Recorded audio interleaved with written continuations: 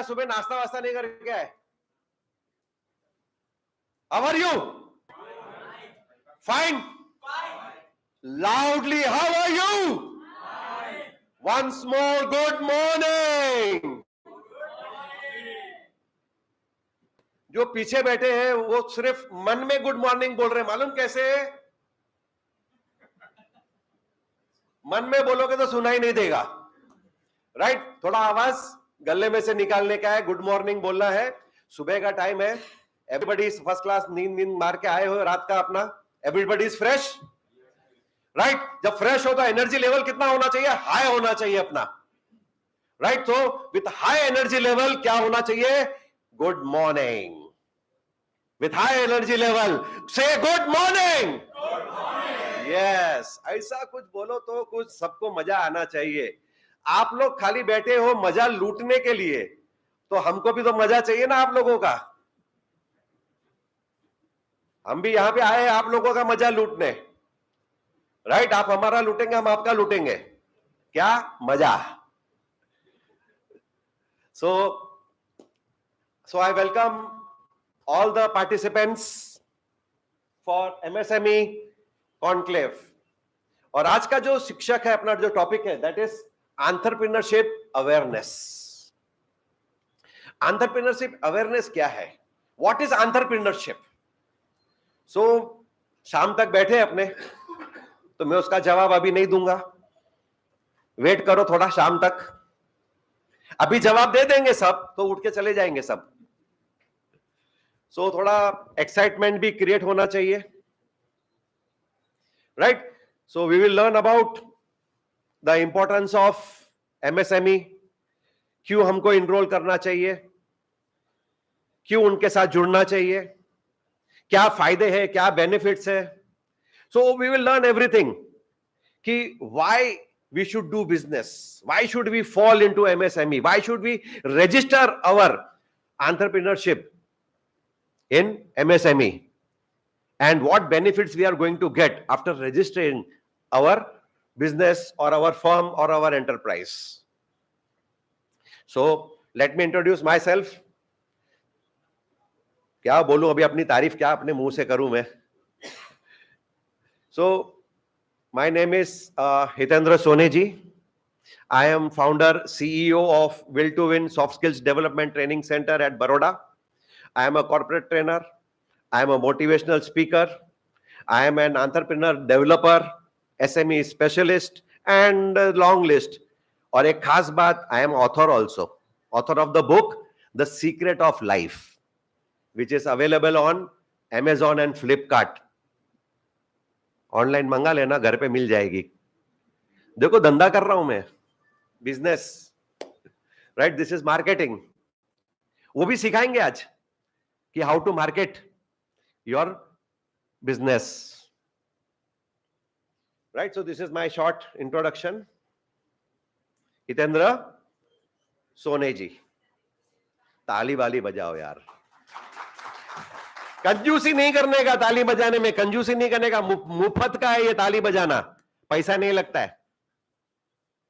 देखो तो आप लोग ने ताली बजाया तो मेरे को मिला कुछ, thank you.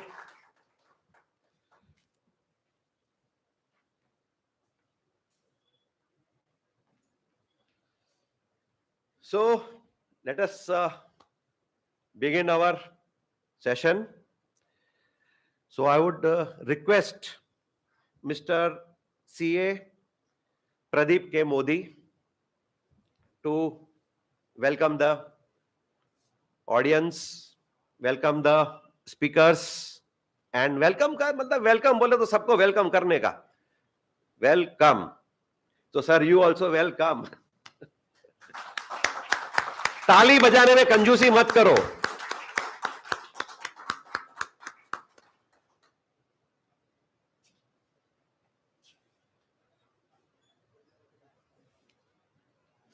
Yes, sir. I hand over the mic to you.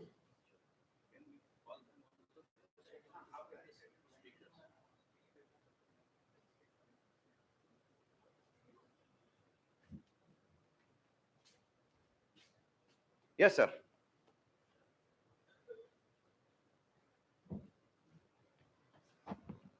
I request Solanki sir to occupy the seat, and also request to Tejas bhai to come on dais.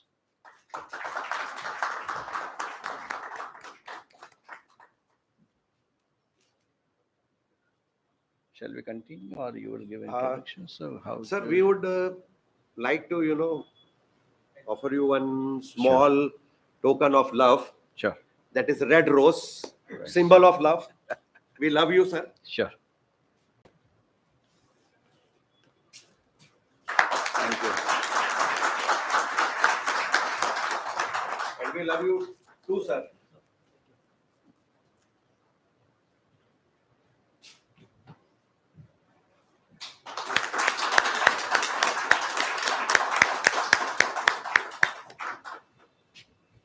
Yes, sir. We also love you. Thank you, sir.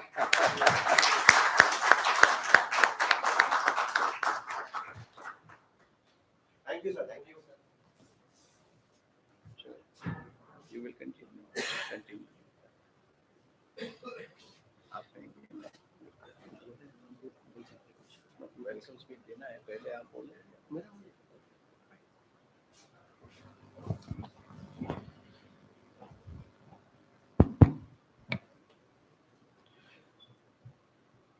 Very good morning, friends. Friends, today we as an entrepreneur assembling here to get something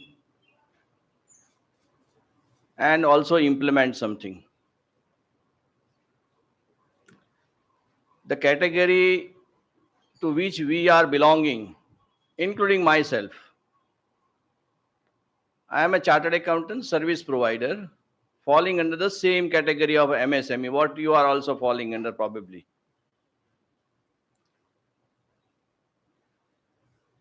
The MSME is playing a very vital role in the development of the country's progress. As on today, the figures are very front. Don't worry about it. Because we don't have the proper statistical data collection process in our country, and I would urge Solanki Saab that how to make something available very uniquely. The data is available or statistics available. There are a couple of sites, all the sites will give a different datas. But one thing is very clear, that MSME contributes almost 33% of the country's GVA, gross value addition, not GDP, friends. There is a difference between the GDP and GVA. It's a technical difference, but I would like to give a little more understanding on that, so that we can understand what we are contributing to the development of the nations and development for ourselves. That is the most important part. In case of GDP, normally we say that in terms of the GDP, our country would be ranking 5th, ranking 3rd, and so on and so forth. The Prime Minister set the goal, the country's economy set the goal. Whatever the goal is going to be set, MSME is going to play a major role, very major role.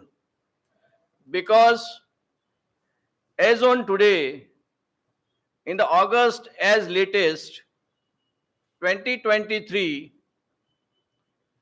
the total number of units across India is about 6 crore 30 lakhs approximately. So that number includes all small size, medium size, micro size units.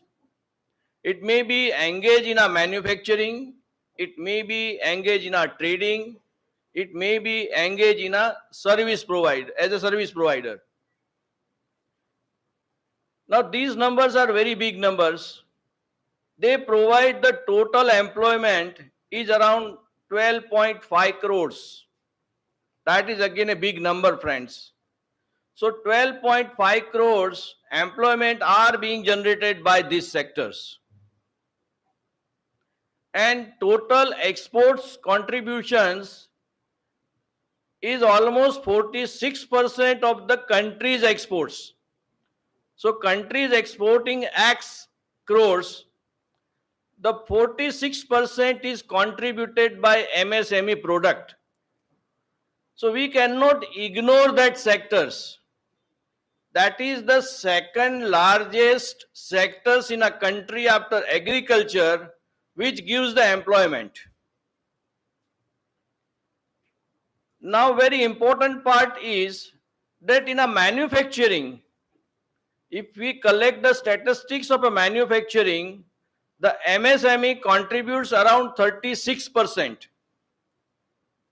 So 36% of the gross value addition GVA, the 36% is being provided by the MSME. The value which is increased by product taxes and production taxes is equated as GDP. So two things to be added and two things to be subtracted to arrive at the GDP. Suppose you produce a value addition of the product, let us say 100 crores, and GST is 18% on that, and some excise is also been there, that product also apart from GST, and let us say total 20%, and the market value of this 120, that is the value addition plus GST plus excise, it sold out at 150, my GDP would be 150.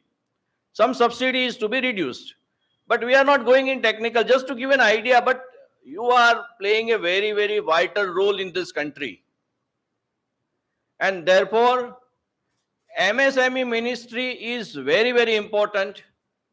Sir is sitting here, I was just casually discussing with him that there is a MSME house already built up near the SIMS hospital, Sola Road. And now government is spending every year huge amount. In the last budget, the government has allocated about 22 to 23,000 crores for the development of the MSME sectors. MSME sectors, we are not taking the benefit in reality. Now the officers are proactive, the governments are also proactive, but we as an industrialist not taking the benefit of this MSME ministry. Either we are not educated, we are not aware about, or that kind of the ecosystem is not there which really want to have the benefit of the government incentives, government benefits. Government provides the benefit for your exports, incentives, government provide for your marketing incentives, government provide technical know-hows, government provide the credit facilities, government supports the technical know-how centers facilities. So all these are the part of the ecosystems. MSME, there are two specific sectors which government is focusing as on today, is the Khadi Village Udyog, that is the KVIC. And second is under the Coir Board. In South, there is a huge business. So many other institutions are there, just like sir is coming from the Development Commissioner's Office for the Development and Facilitation Center, Solanki sir. Lot of benefits they are giving. We should educate ourselves to avail those benefits. The NSIC is available for credit facilities. They are extending the credits. So we need to earn out the credits from certain institutions. These are all official establishments or institutions created by Government of India, apart from the state government also giving a lot of benefits and the incentives. And therefore, we need to educate ourselves that what best we can avail out of this. As an MSME, there are few more suggestions from my side. I have an experience of dealing with many clients over a more than 3 decades, about 34 years. I am in a practice. I don't have much number of the MSME clients, but I do interact with the MSME. I do interact with many social organizations. I do interact with the association of the MSME. And therefore, there are few suggestions from my side we should take with you, I suggest. The number one is that you do a proper planning of your business. You invest the money in a R&D. Don't be hurry up and put up your money. Do a proper research whether this product has a potentials in the market, how the potentials of this market can be unearthed, and how further your business can be synced with the market requirement. That is the most important. So do a proper planning, do a proper research, invest in a research and development expenses. Unfortunately, in our country, the R&D expenditure is only 2%. Overall, I am saying, including the large industry, large corporates, as compared to R&D expenses normally being spent in the range of the 5 to 7% in a developed country. In some of the countries like Germany or other, they spend almost 10 to 12%. So that R&D will give you the best product. One day you have to start from scratch. Everyone cannot start immediately with the large industry. They have to venture into a small or micro, then small, then medium. These are the all definitions given for the purpose of some of the benefits. But as a businessman, you understand that your business either may be invested in machinery 25 lakhs, 2 crores, 5 crores, 10 crores or 100 crores. Everyone has their value, and that value is related to a person who is doing the business. For a small person, tea seller, 10 rupees selling a tea is very, very valuable. For you, 10 rupees has no value or insignificant value. So 10 rupees has its own value, 10 crores is its own value, 10,000 crores has its own value. Therefore, your money you should invest judiciously, with the planning, with the strategy, and doing R&D. That is number one, my suggestions from MSME. I welcome you all in this conclave to motivate yourself and do and achieve a higher level of the targets. And therefore, first and foremost is invest the money. Don't be greedy. The saving and investment cannot go together, friends. Mind well. Otherwise, you yourself is putting in a danger. If you want to save the money and at the same time do not want to invest, then it's a dangerous game. You will not be going anywhere, because development requires the money, and that money can be availed from the various financial institutions. Don't restrict yourself to a financial provider's bank only. There are so many other institutions available in this country and international market. You have to identify your product, you have to identify your requirement, and you have to approach to the market. You will get plenty of money. The money is not shortage in the world. Only shortage is a good concept, right idea, and or enthusiasm of implementation of the projects. So make your projects which can see the light of the day and also see the progress of your projects.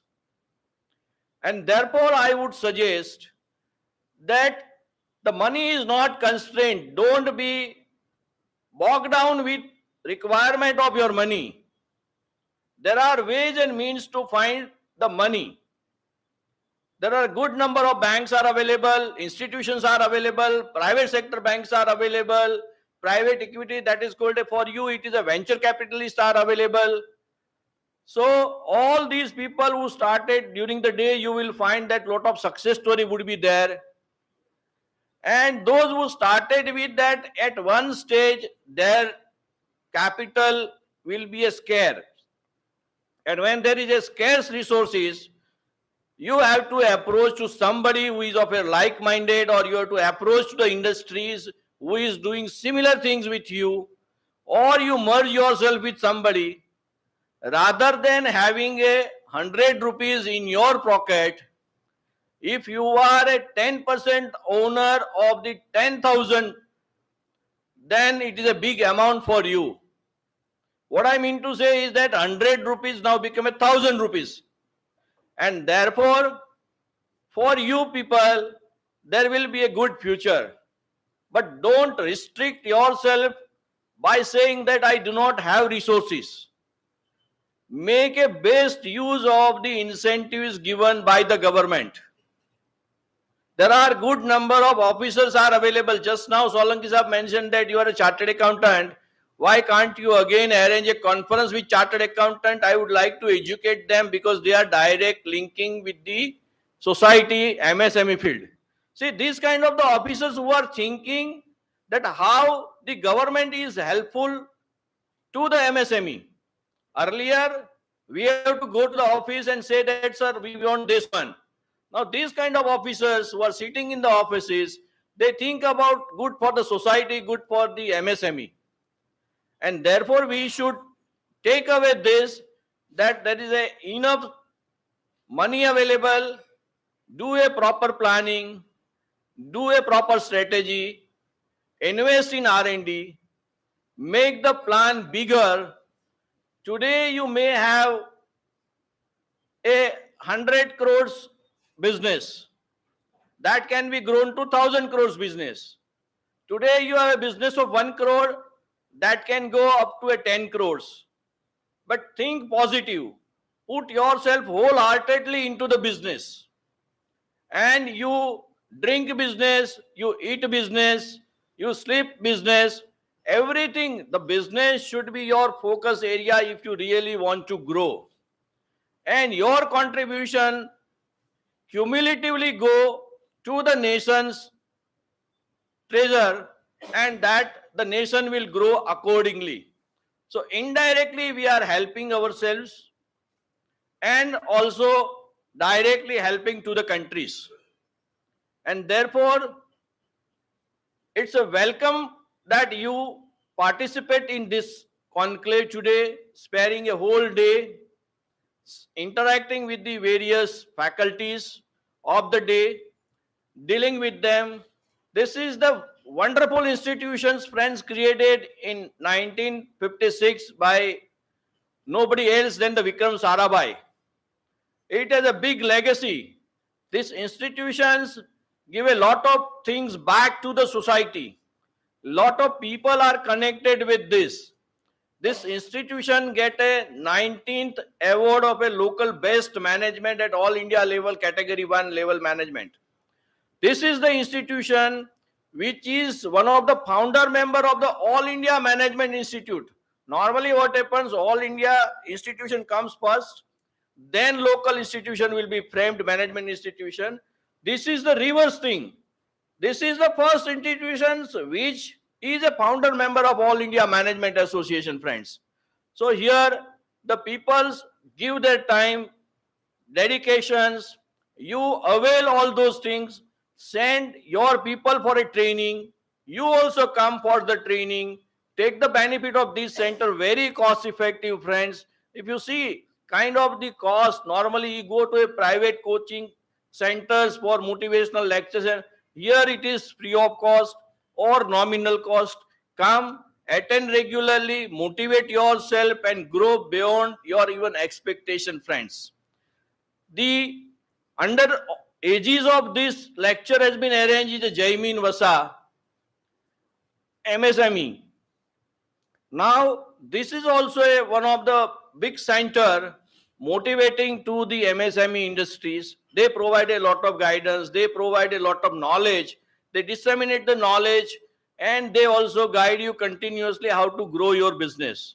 And therefore, I would urge all of you to be a part of the development process of these institutions, Jaimin Vasa, MSME centers development, and and lastly, be a part of your development growth story, friends. Be a part of your development story. Because if you see that, if you have a good idea, the Google can grow from a small institutions to a big one. You can see that in our country also, the Tata Group started with a small capital, and today you see the conglomerate. Their philosophy is something different. Today they are not limited to a family but to the society. They contribute their earnings to the extent of 60% to the society. The shareholders are the charitable trust of these companies, the conglomerate Tata Sons. So this can be done by you, friends. You have to see your capabilities. You have to assess your capabilities. You can do the wonders. And that's how I will welcome you for this entire day's conclave on MSME, friends. Thanks for your time. Thanks for patience hearing, friends. Thank you. Thank you all. Thank you, CA Pradeep Saab, for giving us a wonderful insight and very useful tips to take away and implement it in your business. The best thing, the best tips, what he gave was number one, planning. Plan your business. Until and unless you won't plan your business, you can't do anything. Plan your strategies. How are you going to increase your business? Then number three, invest. Invest in where? Invest in your R&D. Yes. Why to invest money in your R&D?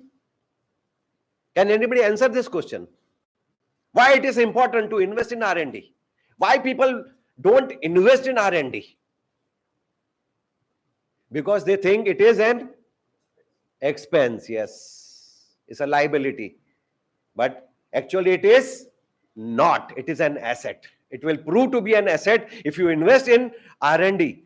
R&D means doing research and development about your own business, about your market, about your products, about your services, about your customers, about your market shares. There are so many things to be done in marketing and research about your own business. Until and unless you don't have the knowledge about your business, how can you grow your business? The next thing Mr. Modi said is, take your business to the next level. Create your own success story. Don't only listen or read through the success stories of others. Let the people read your business success story. So you have to create your own business success stories. So now, how can you create your own success stories? By becoming a good entrepreneur. Right? So now, I welcome our guest, Shri P.N. Solanki Sahib. He is the Deputy Director, MSME, DFO, Ahmedabad.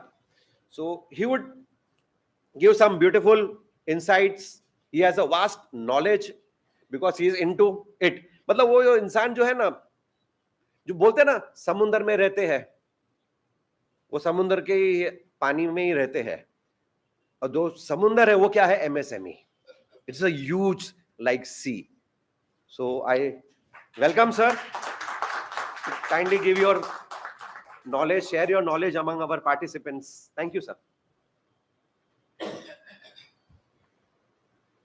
Thank you, Sonaji, Thank you, sir. for nice introduction. Sri Pradeep Saab, thank you for making my task a little bit easy by sharing all the informations, particular statistical informations. Sri Tejas Patel ji, my officers, dear participants, ladies and gentlemen. Before I say something, I would like to congratulate Team AMA for arranging this very informative conclave. If you go through the whole day engagement, there's a lot of takeaway at the end of the day. And I wish that you will have a lot of takeaway. And at the end of the day, you will feel that, yes, you have made an worthful investment of for one day. Am I right, sir? Yeah, before I start, friends, let me tell you that we are not in college classroom or school classroom. We are here assembled to discuss something, to know each other's, to share the information, share the knowledge. So you have got all the rights to stop me anywhere and ask the questions. Let makes the session more interactive, two-way communication. As Pradviji has told that how many MSMEs we have and what is the importance of MSME, I would like to take further from him. We have more than 6 crore MSME. What he said is exactly. In Gujarat, we have more than 15 lakhs registered MSME. Those got the Udyam registration certificate. Friends, Udyam registration certificate is not mandatory to have to start your business or enterprise. But the moment you need some support under the policy, the scheme, you will be asked to have the Udyam registration certificate number. And this is available absolutely free of cost. Absolutely free of cost. And it is a paperless system. It is a paperless system. I see some veteran successful entrepreneur in the audience, and they can correct me if I'm wrong. So there has to be SSR registration, right? There has to be inspection, a lot of documentation. Then we came out with this Udyog Aadhaar, self-declaration kind of things. Again, you need to file in Udyog Aadhaar online, give a copy to the DIC, District Industry Center. They take their own time, and you get the registration. It has been replaced with the Udyam registration certificate. Totally faceless. And if still you have not availed that, we have arranged one camp today. My team is here to assist you to get the Udyam registration certificate. You need to have basic information. I'm sure that you people are always carrying with that. What the MSME is, sir, you rightly said they are contributing greatly in India, in the Indian economy. Rather, I would say, with your permission, that MSME sector जो है ना Indian economy की रीढ़ की हड्डी है. Am I right? It's a spine of Indian economy because it contribute what he said 33%. One more thing it is happening, and we'll witness in near future. So what you said that 50% exports. We are expecting, sir, in my personal capacity, what I'm expecting, what I'm seeing, the way it is, the export is increasing from the MSME. By 2030, its contributions will raise to 60% almost, having the value of $2 trillion. And credit goes to you. कोई भी ऐसा sector बता दो, कोई भी ऐसी product बता दो जहां एमएसएमई ना हो. एक समय था पेपर पिन तक इस देश में नहीं बनती थी, और आज what not is being manufactured by MSME. Aerospace, defense, nuclear power, engineering, automobile, chemical, pharma, everywhere you are there. Sir ने एक और बात कही, employment. So you said that agriculture sector is the largest employment provider. But we all witness in near future that MSME sector will be number one in providing the employment. It will left behind the agriculture sector. Slowly or firmly, we are becoming a manufacturing-based economy. And MSME, again, has to play a very vital role in the 5 trillion economy.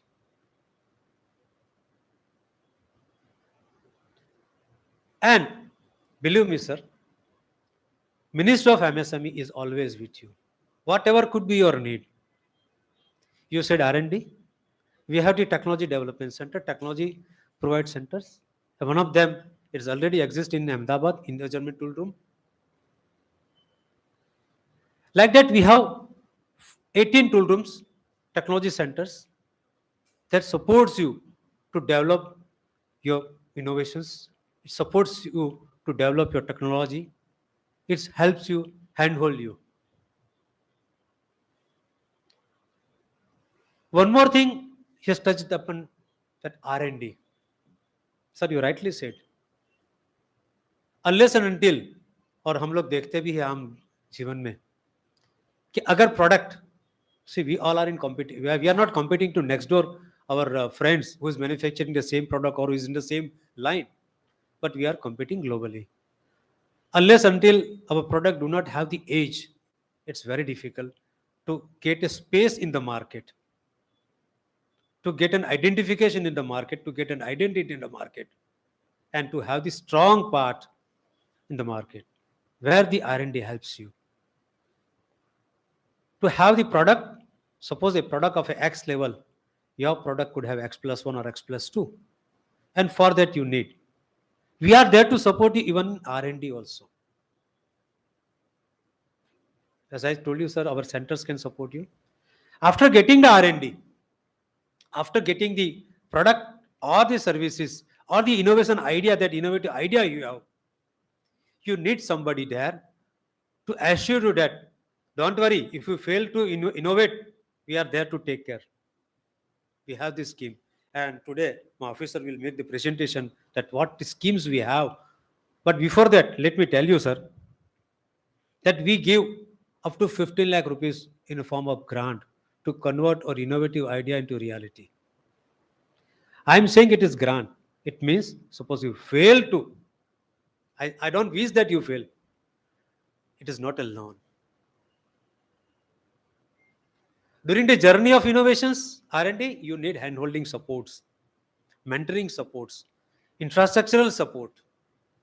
Friends, we have more than 20 incubation center. Tejas bhai, please. As a chairman MSME committee, GCCI.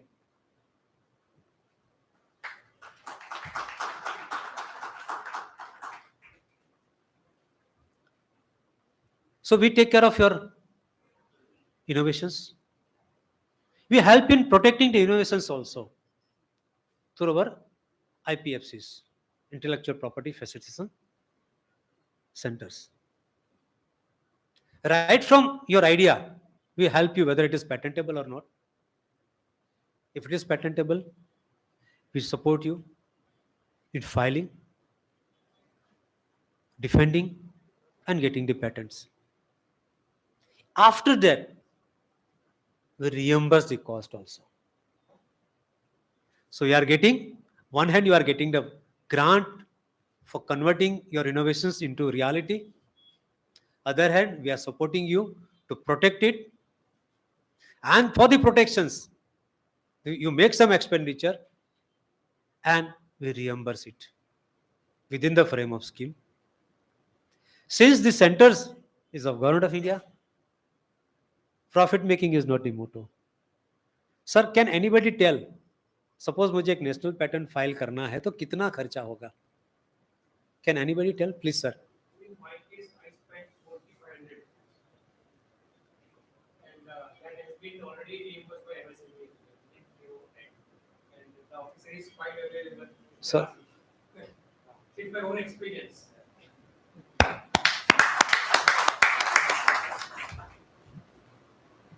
So, this is a success story.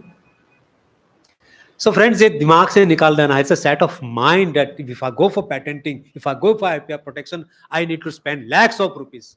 No, that's not the truth. That's not the truth. After protecting, you need to encash it. You need to commercially exploit it. There also our IPFC helps you.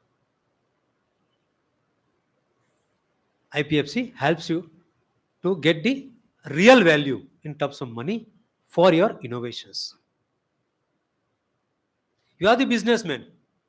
You may not be expert in everything. Don't take me otherwise, sir. You may not be expert in everything. You may not be knowing the true value of your innovations, true value of your patent. Let me tell one example. It's a lifetime real story. One gentleman, he has got almost 5 patents in this illumination, these bulbs, and one MNCs contacted him. 7 patents, yes. One MNCs contacted him and offered something, X amount. That was some 20% or something. नहीं नहीं 20% में तो बहुत कम है, मुझे नहीं चाहिए, मैं खुद करूंगा. No, somewhere you need to take a critical decision. As an individual, we may have a very limited capacity, but if we join hands together with some big companies, the 20% can be multiplied number of times. So at the end of the day, what happens? क्या होगा sir? अगर मैं खुद कर रहा हूं, I wish that I should do, but अगर if I am able to multiply with joining hands together with somebody, I think it is more profitable. It's a right business proposition. So, getting the patent, protecting, and realizing the right value, it's again you need to have some handholding, and we are there to support you. Coming to the market, sir, can you believe GCCI is there? And if I'm wrong, kindly correct me, sir. A delegation can visit across the globe, maybe for participation in exhibition, visiting the exhibitions, or any associations organize some international event, and Government of India give grant for that. We give 80% of the stall charges even for the exhibitions happening across the country to the MSME, and I'm happy to share that last year we could support to more than 1,000 units of Gujarat.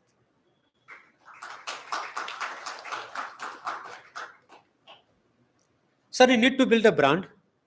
Apart from IP and innovations, research, you need to build a brand. Do you know what is the value of brand, sir? एक potato chips हम लेते हैं. What is the material cost? Sir हम classroom में नहीं बैठे हैं. Please, sir. नहीं sir, what is the material value in that? And how much we are paying, sir? उसमें हम किसका ज्यादा पेमेंट कर रहे हैं, मटेरियल का या ब्रांड का? And for that, what you need? You need to have your identification, and it is being protected through trademark. And what is the total cost of getting the trademark, sir? Please, sir. 4,500. And suppose ये 4500 रुपया पूरा आपको वापस reimburse में हो जाए तो at what cost you are getting the trademark? Absolutely free. Pati साहब हमने कितने, he is a person officer who is reimbursing, he is taking care of that scheme. कितने ट्रेडमार्क रिएम्बर्स किया आपने इस साल में?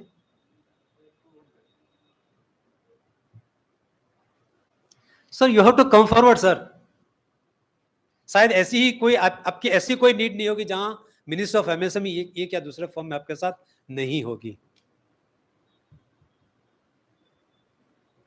आपका एक market, then you need to have CS साहब बैठे हैं, कहेंगे साहब फंड चाहिए सब करने के लिए. The moment you approach to bank, bank will ask for collateral, third party guarantee. If I'm not in position, should I drop my idea? Then what is the solution? Pardon? Yeah, that's true. But institutions, the financial institutions will ask some collateral, third party guarantee. Sir, Government of India has one trust. जिसको हम CGTMSE कहते हैं popularly, micro small enterprise credit guarantee, right? Government this trust give the assurance to the lender, ठीक है भैया हम है वहां पर, don't worry, you lend the money up to 5 crore. Any MSCs, whether it is for working capital or term loan, can avail the facility.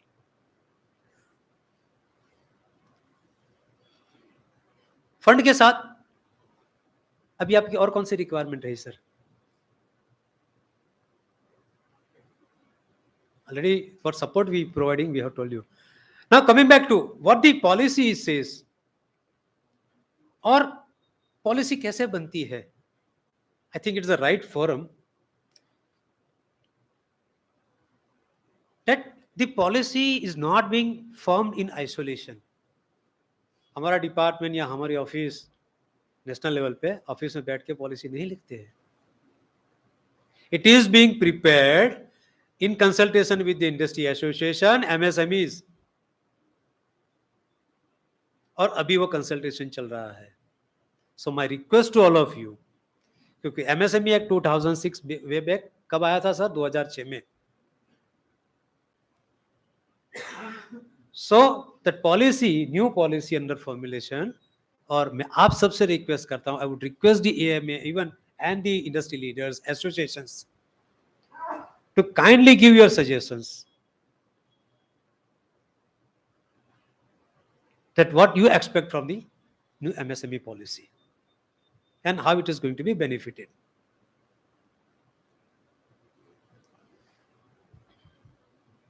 Sir, आपका एक और प्रश्न है. I was expecting कि आपने सारी बातें तो कह ली. What about the payment? What about the payment? Do you know there is some system available? Sir, हाँ या ना कहिए. That is a delay payment provisions we have made in 2000 MSME Act 2006 under Chapter 5. वो आपको क्या rights देते हैं? What are the rights you getting as an micro and small enterprise?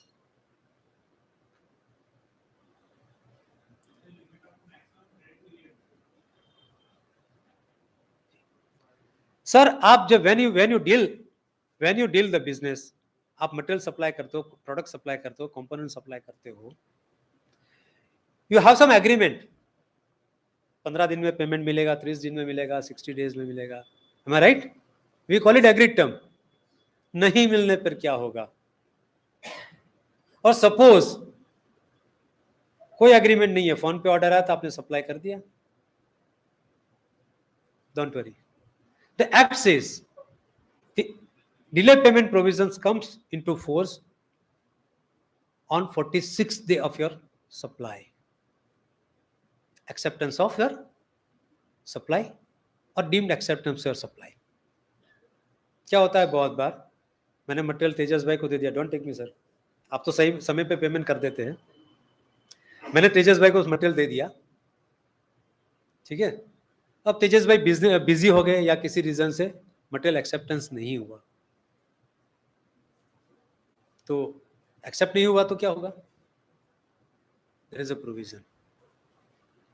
इतने दिन के अंदर अगर वो नहीं देते हैं तो it is to be considered as a deem accepted, और 46 दिन से प्रोविजंस जो है लागू हो जाते हैं. क्या क्या बेनिफिट्स आपको? What are the benefits available? आपका आउटस्टैंडिंग पेमेंट जो है, आउटस्टैंडिंग पेमेंट के ऊपर 3 times नॉर्मल बैंक इंटरेस्ट जो डिफॉल्टर पार्टी है, जो पार्टी जिसने आपसे परचेस किया, he has to make give.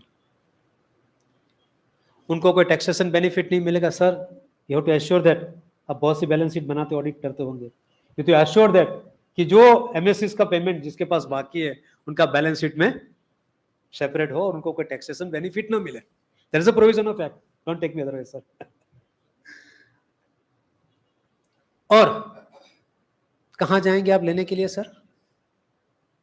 There is a portal called Samadhan. We have delegated this power to the state government. Gujarat में कमिश्नर MSME की चेयरमैनशिप में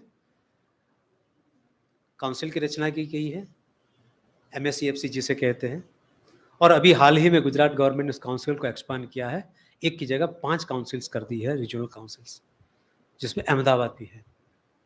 आप पोर्टल पे अप्लाई करेंगे, आपके डॉक्यूमेंट्स डालेंगे, councils will go through your documentation, दोनों party को से सुनेंगे and council can give the verdict. अब नॉर्मली क्या होता है, what happens normally, loser party approach to the higher court, ऐसा ही होता है ना। बट यहां एक्ट ने एक बहुत बड़ा प्रोविजन किया है, and that provision is that decree amount का 75% जब तक हायर कोर्ट में एडवांस में जमा नहीं होगा, higher court can not entertain that application. So normally क्या होता है सर, जो भी डिसीजन है काउंसिल का वो रियलिटी में अप्लाई हो जाता है। उससे पहले भी हमने देखा है, we have witnessed it and you must have also seen, जैसे आप पोर्टल पे अप्लाई करते हो, 15 दिन का एक टाइम मिलता है दोनों पार्टी को, ऑटो जनरेटेड मेल सामने वाली पार्टी को भी जाएगा, और ये 15 दिन के अंदर नॉर्मली म्यूचुअल कंसेंसस से प्रॉब्लम सॉर्ट आउट हो जाता है। So we have taken care of your payment, delay payment also. Sir there is separate question answer for that, and there is a separate detailed presentation on it. One more facility we have created for you. Sir आपको पता होगा पहले discount, bill discounting हुआ करती थी। क्या होता था सर उसमें, suppose you are dealing with X bank, आपको बैंक, उसी बैंक के साथ आप डिस्काउंट कर सकते थे, और बैंक जो कंडीशन देगी, if you are in need of money, आप उनको एक्सेप्ट करना है। We have changed that scenario entirely. Now you can auction your bill, your supply bill. जो ऑफर आपको अच्छा लगे, you can take that offer. All central government PSUs department, it is mandatory for them to have on the trade platform. We call it trade. और जो private sectors है large scale, जिसका 500 करोड़ से ऊपर का टर्नओवर है, उनके लिए भी मैंडेटरी है कि they should be registered on the trade. ROC has to ensure that they are on trade. अब what else you need sir, सिर्फ मैंडेटरी नहीं किया है, एक मैकेनिज्म भी डेवलप की है to have watch on it. मैं आप सबको रिक्वेस्ट करूंगा, काइंडली बी ऑन ट्रेड। उससे क्या होगा, आपका जो लिक्विडिटी का इश्यूज अगर कोई आता है,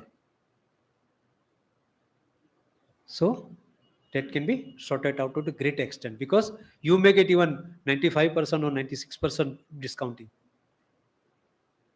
After discounting, you may get 94-96% payment within 24 hours.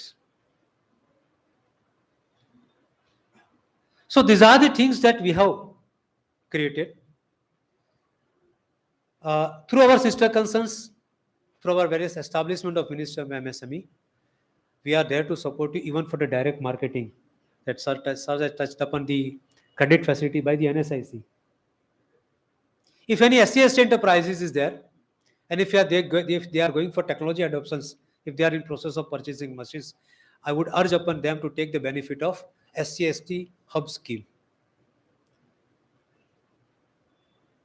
There you get 25% cost up to 25 lakh rupees in the form of subsidy for procuring that machines, the technology, without cap of.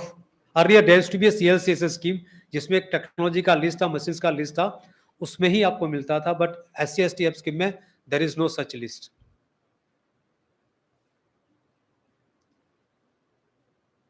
That these are the scheme which I have discussed about, for the policy which I have discussed about for the individual MSMEs. Now what about the collective?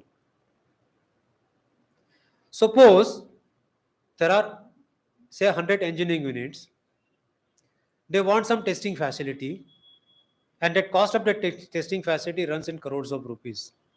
Individually they may not afford it. Don't worry sir, we are there to support you through our cluster development program. Project cost of 30 crores can be supported up to 70% in form of grant for putting up a common facility, maybe for testing, maybe for R&D, maybe for procuring some common technology. Even the scheme goes up to extent of even for the having a vertical industrial estate, upgrading some infrastructures of the industrial estate. So from your idea to the manufacturing, to the infrastructure, to the exports, and to the fund, we are there. My officers will make the detailed presentation today itself on the different schemes and how you can take the benefit. Now, I would like to listen from all of you. आपसे मुझे कुछ सुनना है, आपसे feedback चाहिए. Please sir, आपका कोई question था?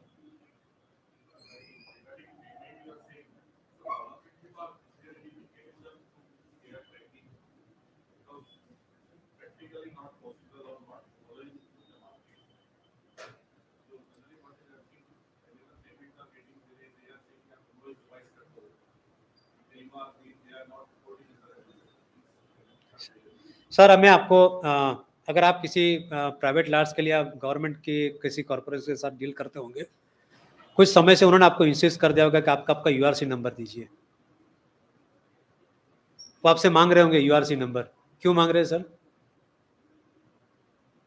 इसीलिए अगर आप माइक्रो स्मॉल हो, उनको पता है अगर आज पेमेंट नहीं करेंगे तो 3 times इंटरेस्ट के साथ पेमेंट करना पड़ेगा. और दूसरी बात आपने कही कि it is not happening. Kindly grow through the portal. इस मोमेंट पे कितना परफॉर्मेंस है, कितने यूनिट को कितना पैसा मिल चुका है under the provision, you can see it. I was actually please sir.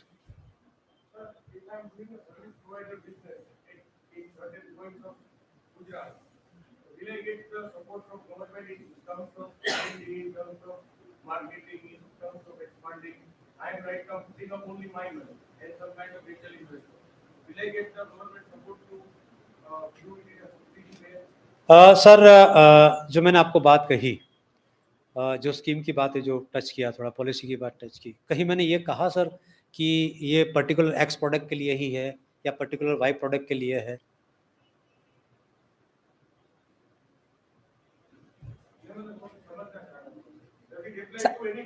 Sir, आपका बिजनेस क्या है? Okay, consultant. सर, आपके लिए एमएसएमई है? आप रजिस्टर्ड हो? यूआरसी आपने नहीं लिया है? Kindly take the URC. आपको सबसे बड़ा चाहिए एज ए ट्रेडिंग एक्टिविटी और service enterprises, you are in the need of fund. Priority sector lending अगर आपको फंड चाहिए, आपको माइक्रो या स्मॉल है, उसका कहीं ना कहीं कोई आइडेंटिफिकेशन चाहिए. Right? I think I have answered your question. Please sir. Sir, थोड़ा सा या तो आप आगे आइए या जोर से बोलिए आप. If you can give microphone.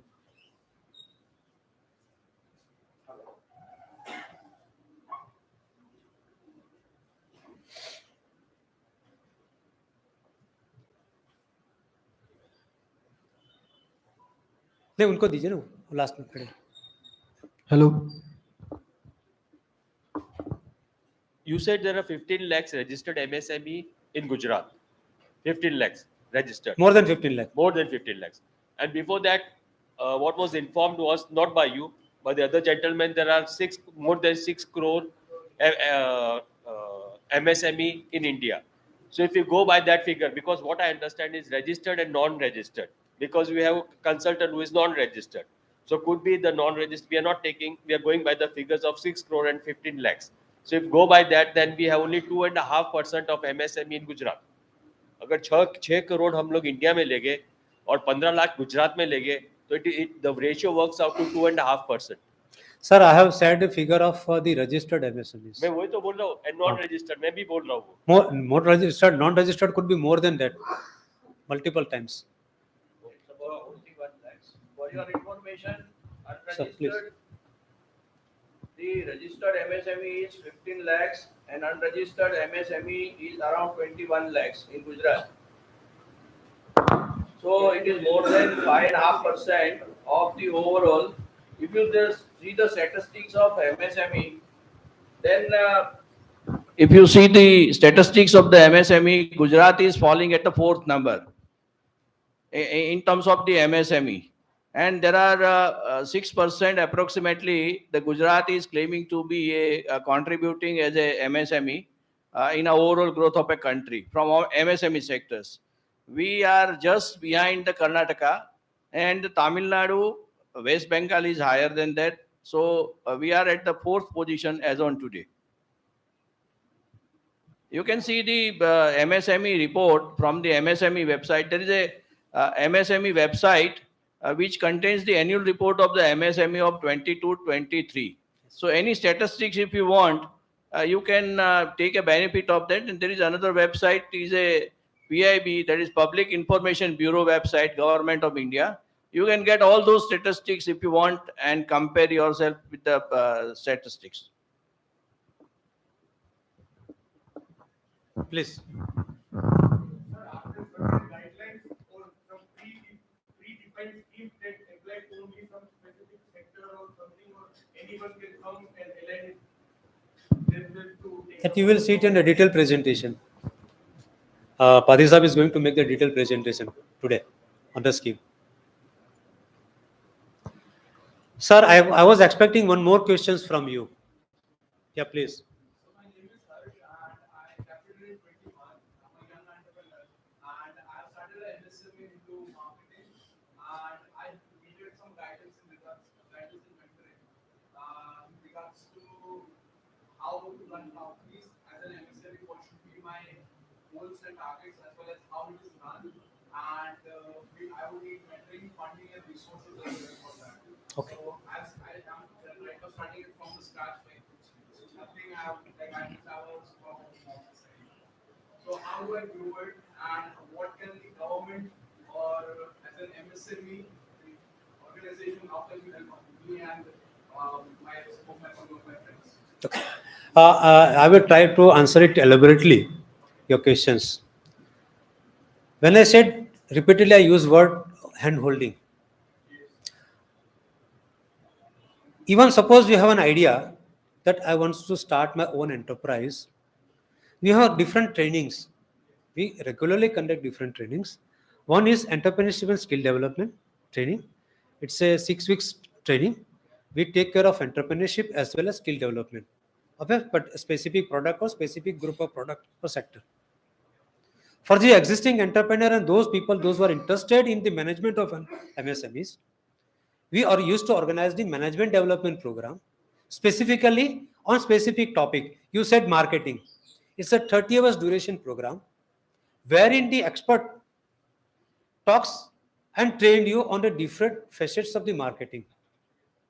When we said the financial management, it's exclusively and tailor-made for a particular sector or the particular area where the MSMEs are need to sharpen their managerial skill. So you can very well attend that training. My concern is that handholding while executing. Yes. I need handholding while I'm executing. So why don't you visit my office? Anytime, Monday to Friday, you can anytime visit. You can meet to any of the officers and we'll happily try to handle you. Sure. Yeah, please, sir. Dr. Abhimanyu Samrat, what about the numbers gained in Z program and Lean? Pardon?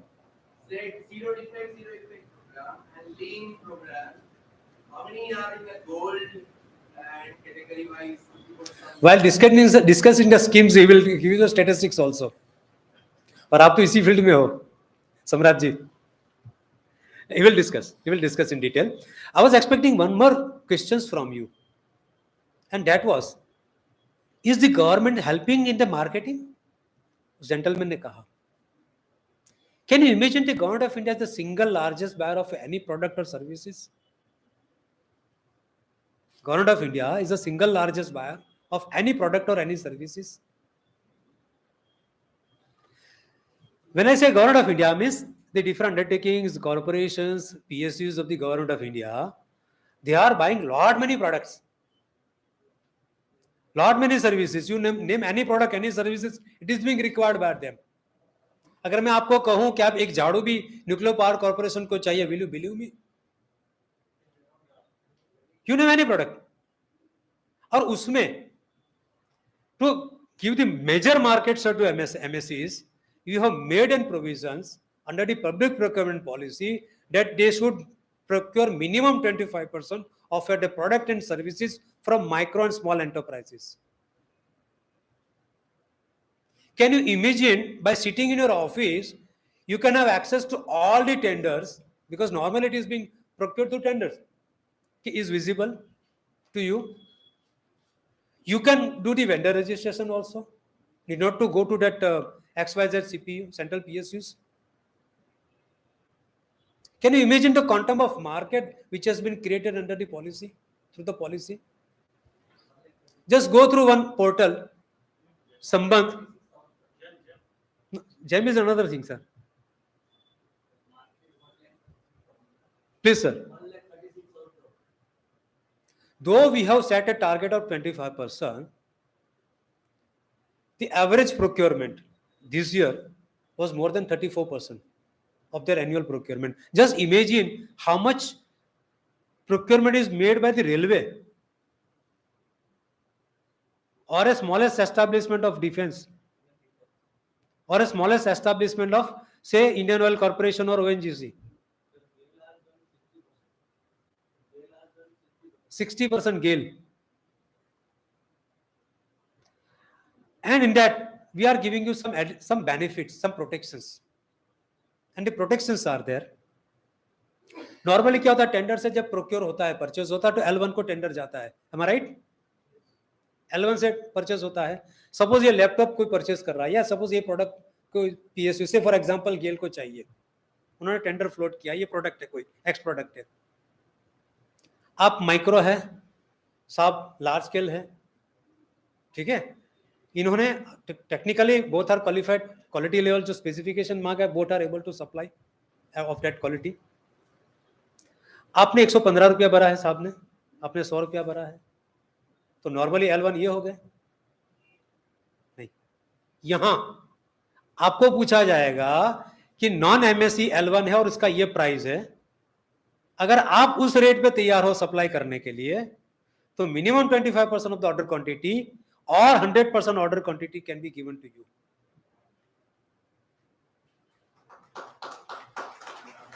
इसके साथ tender is available free of cost.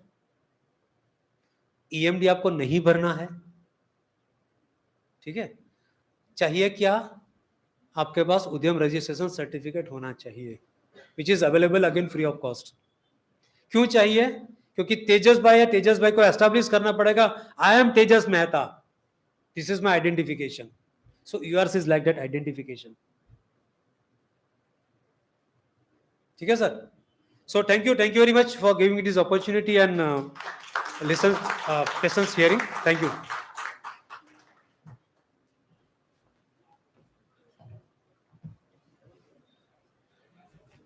Thank you, sir. So thank you for giving your valuable knowledge about MSME. बहुत बढ़िया बढ़िया tips दिया. I think सबको मजा आया होगा टिप्स सुन के.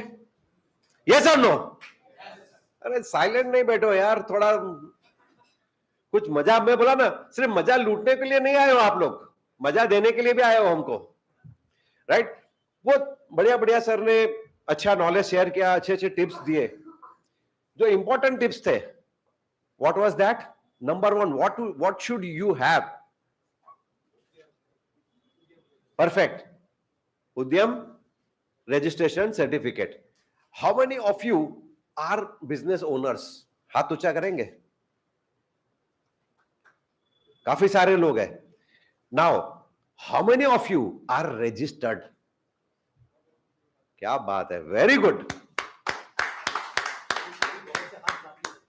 हाँ, अब जो हाथ बाकी है उनका जब नेक्स्ट हमारा जब होगा सेमिनार, तब उनका हाथ ऊंचा रहेगा. डेफिनेटली जिन्होंने रजिस्ट्रेशन नहीं किया है उद्यम में, so we request everybody to register yourself. इसी रूम में है, और क्या चाहिए. Fantastic, fantastic. See, they have brought their own full team for your support, right? So why not take the advantage now itself? Abhi tea break ke andar you can just talk to them and get yourself registered. Those who are not registered, right? And साहब ने तो बता ही दिया कि registration होने के बाद में कितने फायदे हैं, कितने बेनिफिट्स है. एक बेनिफिट मेरे को बहुत अच्छा लगा, 15 लाख रुपया मिलता है मुफ्त में, ग्रांट मिलता है 50 ओ ये तो मैं और ज्यादा खुश हो गया. 115 हाँ यार 15 but 15 is a good amount for MSME to start up, right?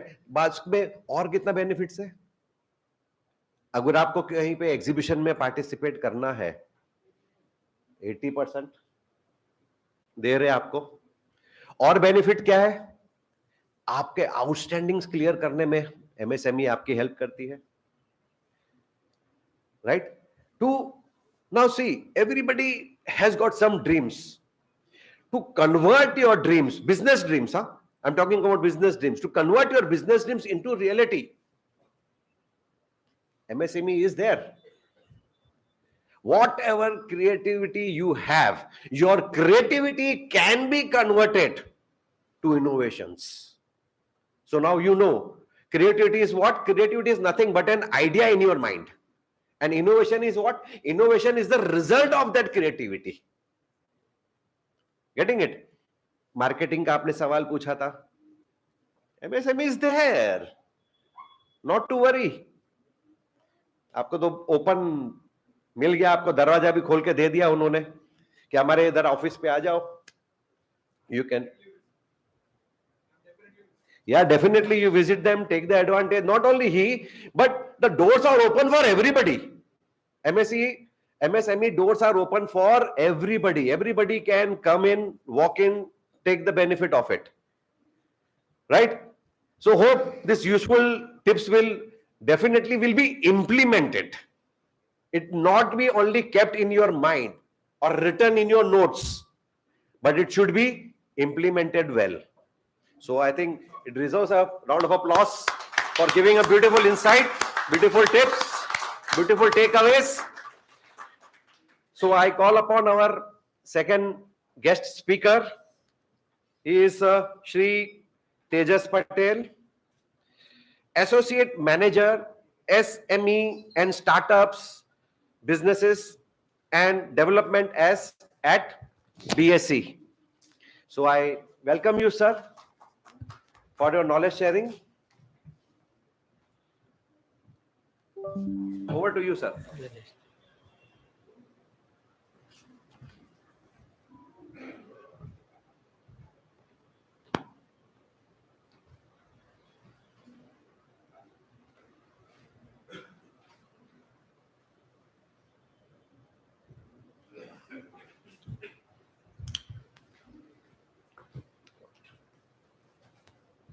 કેમ છો બધા?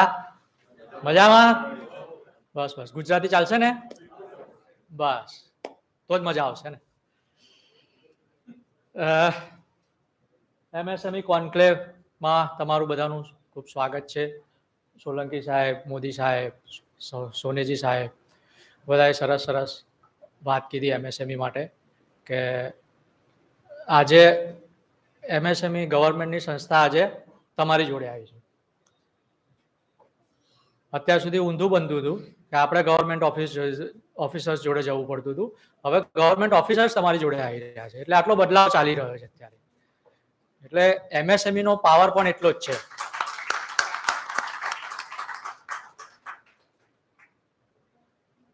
થોડીક વાત કરીશ આજે access to market base finance પર. થોડુંક નાનકડી વાત કરી લઈશ કે કેવી રીતે તમે માર્કેટ એક્સેસ મતલબ કરીને તમે ફંડ રેઝ કેવી રીતે કરી શકશો. થોડું ઇન્ટરેક્ટિવ સેશન બનાવીશ કે એક સવાલ પૂછીશ કે એક ધંધો આપણે એક બિઝનેસ સ્ટાર્ટ કરવો છે, બેઝિક રિક્વાયરમેન્ટ શું હોય? બેઝિક મને એમ કહો, પૈસો, વિલિંગનેસ ટુ ડુ, બરાબર છે. Network of people, knowledge and network, બરાબર છે. આઈડિયાસ, બરાબર છે. 100%, બરાબર. એક એક્સપિરિયન્સ, આ બધું જ છે આપણી જોડે. નેટવર્કિંગ છે, બધું જ છે. હમણાં એક જણને બોલ્યા પૈસા, પૈસા ક્યાંથી મળશે? એક જ વસ્તુ જોઈશે, ધંધો ચાલુ કરવા, બેઝિક બધું જ છે આપણી જોડે. નોલેજ છે, ઇન્ફ્રાસ્ટ્રક્ચર બધું જ છે, પ્રોડક્ટ બી છે મારી જોડે. પણ એને સ્ટાર્ટ કેવી રીતે કરીશ? પૈસા વગર. પૈસા તો જોઈશે ને. તો પૈસા કેવી રીતે તમે લાવશો? ક્યાંથી લાવશો? બેઝિક જરૂરિયાત ક્યાંથી પૂરી કરશો? જો કોઈ યંગ છે તો કોની જોડે જશે? પપ્પા જોડે માગશે, ફેમિલી જોડેથી ઉઘરાવશે, બરાબર છે. ચલો થોડુંક કોઈકના આપણા કોઈક મિત્ર છે એમની જોડે માગશે કે ભાઈ મને લાઈને થોડાક પૈસા આપને, 50 લાખ રૂપિયા, 1 કરોડ રૂપિયા આપી દે ભાઈ, મારે ધંધો ચાલુ કરવો છે. કરશે? બરાબર છે. આપણે નાનકડું એક સેટઅપ કરી દીધું, બિઝનેસ એક્સપાન્શન બી ચાલુ કરી દીધું. ચલો ધંધો વધતો જાય છે, વધતો જાય છે, વધતો જાય છે. પણ પપ્પા પણ કેટલા ટાઈમ આપશે? એ પણ એક ટાઈમ કહે છે ને ભાઈ તું યાર પૈસા લઈ જાય છે, મને કંઈક તો આપ પાછું, બરાબર છે. મિત્ર જોડે માગ્યા, મિત્ર પણ કેટલો ટાઈમ આપશે? તમારી જોડે સેટઅપ થઈ ગયો, બિઝનેસ સરસ છે, બધાને ખબર છે, નવા ઓર્ડર્સ બી છે મારી જોડે, પણ શું કરશે? બરાબર છે. એટલે મિત્ર પણ એક ટાઈમે રોકાઈ જશે. સગો ભાઈ હશે કે ભાઈ ઉભો રે, મારી જોડે બી અત્યારે ક્રાઇસિસ છે, હવે શું કરીશું? પછી શું કરશે? પ્રમોટર શું કરશે કે ભાઈ બેંકનો એપ્રોચ કરશે. બેંકનો લો, બેંકને કહેશે કે યાર મને ફાઇનાન્સ કર, મારી જોડે આટલા ઓર્ડર્સ છે, આ છે, તે છે. બેંક એને કહેશે કે તમે મને આટલું કોલેટરલ આપો સામે. કંઈક તો મુકાવશે, મફત તો આપશે નહીં કોઈ. ગવર્મેન્ટ છે નહીં 50 લાખ રૂપિયા આપી દીધા સાહેબ. કંઈક તો મુકાવશે તમારી જોડે, બરાબર છે. હવે બેંકની પણ એક લિમિટ હશે કે ભાઈ મારા આટલી જ લિમિટ હું તમને આપીશ, બરાબર છે. પછી શું? પછી ફંડ રેઝ કરવું હોય તો શું? તો એનો એક બીજો ઓપ્શન છે, તમે કોઈ ઇન્સ્ટિટ્યુશન જાઓ, એની જોડે ફંડિંગ માંગો. કાં પછી બીજું એક છે, પબ્લિક જોડેથી પૈસા ઉઘરાવો, બરાબર છે. આજે હું તમારી જોડે એ શેર કરીશ તમે કેવી રીતે પબ્લિક જોડેથી પૈસા એક્વાયર કરી શકો, ફંડ રેઝ કેવી રીતે પબ્લિક જોડેથી માંગશો. અત્યારે બધાને ખ્યાલ જ છે કે કેટલું ફંડ રેઝ થઈ ગયું છે અત્યારે માર્કેટની અંદર. શ્રી સાહેબે કીધું તો હમણાં, પૈસા બધા જોડે છે, પૈસા છે બધા જોડે. સારી કંપનીની રિક્વાયરમેન્ટ છે. તમે જો સારી કંપનીએ સારી પ્રોડક્ટ, સારી બેલેન્સ શીટ આપશો તો પૈસા અઢળક મળશે. તો પહેલા શું થતું હતું કે નાના સ્મોલ એન્ડ મીડિયમ એન્ટરપ્રાઇઝને ફંડ રેઝ માટે બહુ ચેલેન્જીસ આવતી હતી. એટલે પછી અમે ગવર્મેન્ટ ઇનિશિયેટિવ લીધું અને પછી અમે પણ એક વિચાર્યું as a BSE, Bombay stock exchange, કે પહેલા પરિચય દે દઉં થોડું બોમ્બે સ્ટોક એક્સચેન્જનો. બોમ્બે સ્ટોક એક્સચેન્જ કરે છે શું? બીએસસી શું કરે છે? બીએસસી એક 148 વર્ષ જૂની સંસ્થા છે, જે ખબર હશે બધાને, બરાબર છે. સેન્સેક્સ, માર્કેટમાં સેન્સેક્સ આવતો છે, ખ્યાલ હશે. ગઈકાલનો બંધ ખબર છે કોઈને? સેન્સેક્સનો 63,785 સમથિંગ બંધ આપ્યો હતો, બધાને ખબર છે. સેન્સેક્સ રોજ પૂછતા હશે બાજુવાળા, શું આવ્યું ભાઈ બજાર, શું આવ્યું? તો બીએસસી ની અંદર અલગ અલગ પ્રોડક્ટ્સ અવેલેબલ છે. ઇક્વિટી માર્કેટ છે, ડેરિવેટિવ્સ પ્રોડક્ટ છે, મ્યુચ્યુઅલ ફંડ્સ થાય છે, બરાબર છે. એ જ રીતે ડેટ માર્કેટ બી એક રન થઈ રહ્યું છે. અને એક એસએમઈ સેગમેન્ટ અમે 2012ની અંદર કે જે સ્મોલ એન્ડ મીડિયમ એન્ટરપ્રાઇઝને જે ફંડ રેઝ કરવા માટે જે ચેલેન્જીસ હતી એને દૂર કરવા માટે એક સેગમેન્ટ ઊભું કર્યું, એસએમઈ લિસ્ટિંગ ડિપાર્ટમેન્ટ આખો, બરાબર છે. હવે આ કેવી રીતે કામ કરશે એના વિશે હું થોડી ચર્ચા કરી દઈશ. હવે એમાં એવું છે કે મેં જેમ કીધું તમને કે ફંડ રેઝ માટે કેવી રીતે, ક્યાં જવું, શું જવું, પબ્લિકના પૈસા કેવી રીતે, એ લોકોને ખબર નથી. આજથી 2012ની અંદર જ્યારે અમે શરૂઆત કરી ને, જ્યારે આ ડિપાર્ટમેન્ટની, ત્યારે ઢગલો પ્રમોટરને અત્યાર સુધી મળ્યો હોય છે, બરાબર છે. તો ત્યારે એટલી અવેરનેસ બી નથી કે સાલું શું થશે શું નહીં. અમે સમજાઈ હાથ પકડીને પહેલી કંપની રજીસ્ટર કરી હતી, આઈપીઓ લઈને આવ્યા હતા. ત્યારે પ્રમોટરને મનાઈએ તો કે યાર તમે એક કામ કરો ને મારા પપ્પાને વાત કરો ને, એટલે પાછા અમે પપ્પાને વાત કરીએ. પપ્પા માને એટલે કે ના યાર તમે મારા પાર્ટનર્સ છે એને મનાવો ને, હવે પાછા એને મનાય. એ બંનેને રેડી કરીએ. હવે અમારે આને પ્રમોટરની વચ્ચે એક મીડિયેટર તરીકે મર્ચન્ટ બેન્કર આવે. હવે એ મર્ચન્ટ બેન્કરને પાછો રેડી કરવાનો. કંપની રેડી હોય, મર્ચન્ટ બેન્કર રેડી ના હોય. મર્ચન્ટ બેન્કર રેડી હોય કોલ લેવા માટે, કંપની રેડી ના હોય. આ બધું જ બહુ બધી મહેનત કરી, બરાબર છે. અને એક આખું મસ્ત સેગમેન્ટ અત્યારે તમે જોશો કે રોજ જે તમે કોઈ પણ સાઇટ ખોલશો કે મની કંટ્રોલ ખોલશો કે વોટેવર ગમે તે, તો તમને રોજના 2 આઈપીઓ લિસ્ટ ફંડ રેઝિંગ માટે હશે જ. રોજના 2, 3, 4. હમણાં ગયા મહિને તો એક સાથે 10 આઈપીઓ આવી ગયા, સમજો. એટલે તમે જો કંપની સારી લાવશો ને તો પબ્લિક પૈસા આપવા માટે રેડી છે. બીજું એક અમારા એક સાહેબ મને અમને બહુ સરસ અમારા પ્રેઝન્ટેશનમાં કહે છે, તમને એક ખ્યાલ હશે કે ભારતની અંદર જો નોટ છાપવી હોય તો કોને છે, કોણ છાપી શકે છે? આરબીઆઈ. બીજા કોઈના રાઇટ્સ છે જ નહીં છાપવાના. બીજા રાઇટ્સ કોની જોડે છે નોટ છાપવાના? ખ્યાલ છે?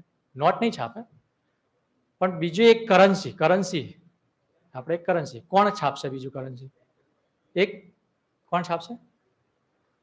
એક પ્રમોટરને રાઇટ્સ છે કરન્સી છાપવાનો ઇન ટર્મ્સ ઓફ ઇક્વિટી, સમજો. એ ઇક્વિટીના રૂપમાં એની કરન્સી છાપીને આપે છે. સપોઝ કે હું એક 100 શેર્સ પેદા કરે અને હું માર્કેટને કહીશ કે મારી ઇક્વિટી છે, તું મારી ઇક્વિટી બાય કર અને મને પૈસા આપ. એટલે પ્રમોટર જોડે આટલો મોટો પાવર છે, આરબીઆઈ જેટલો થઈ ગયો, સમજી લો. તમે પોતે આરબીઆઈ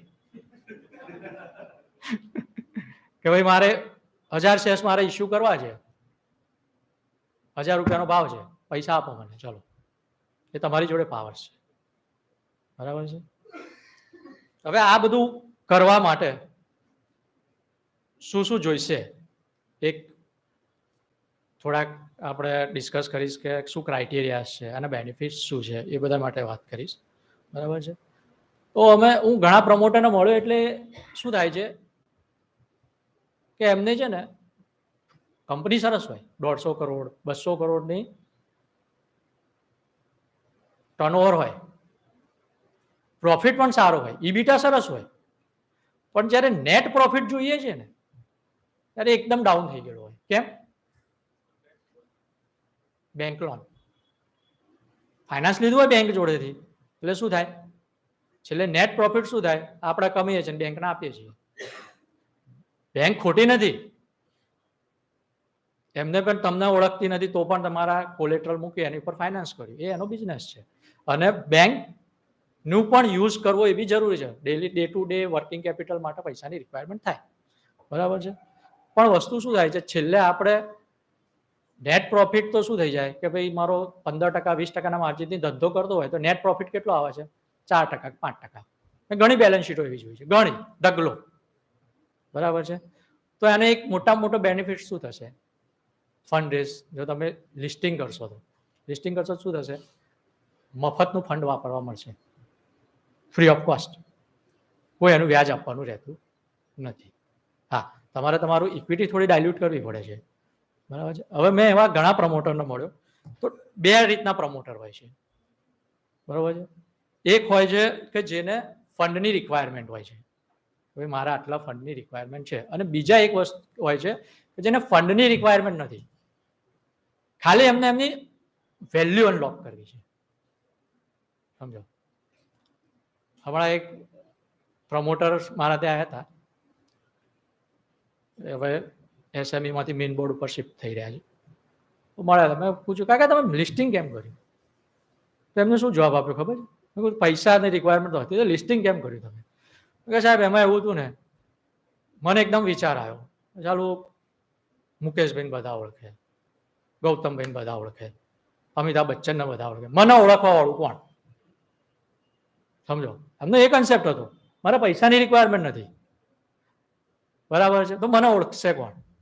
મારી કંપનીમાં જે 4-5 હજાર ઇન્વેસ્ટરોએ ઇન્વેસ્ટ કર્યું એ તો મને ઓળખશે ને, સમજો. એટલે આ રીતે બી લોકો લિસ્ટિંગ કરી નાખે છે.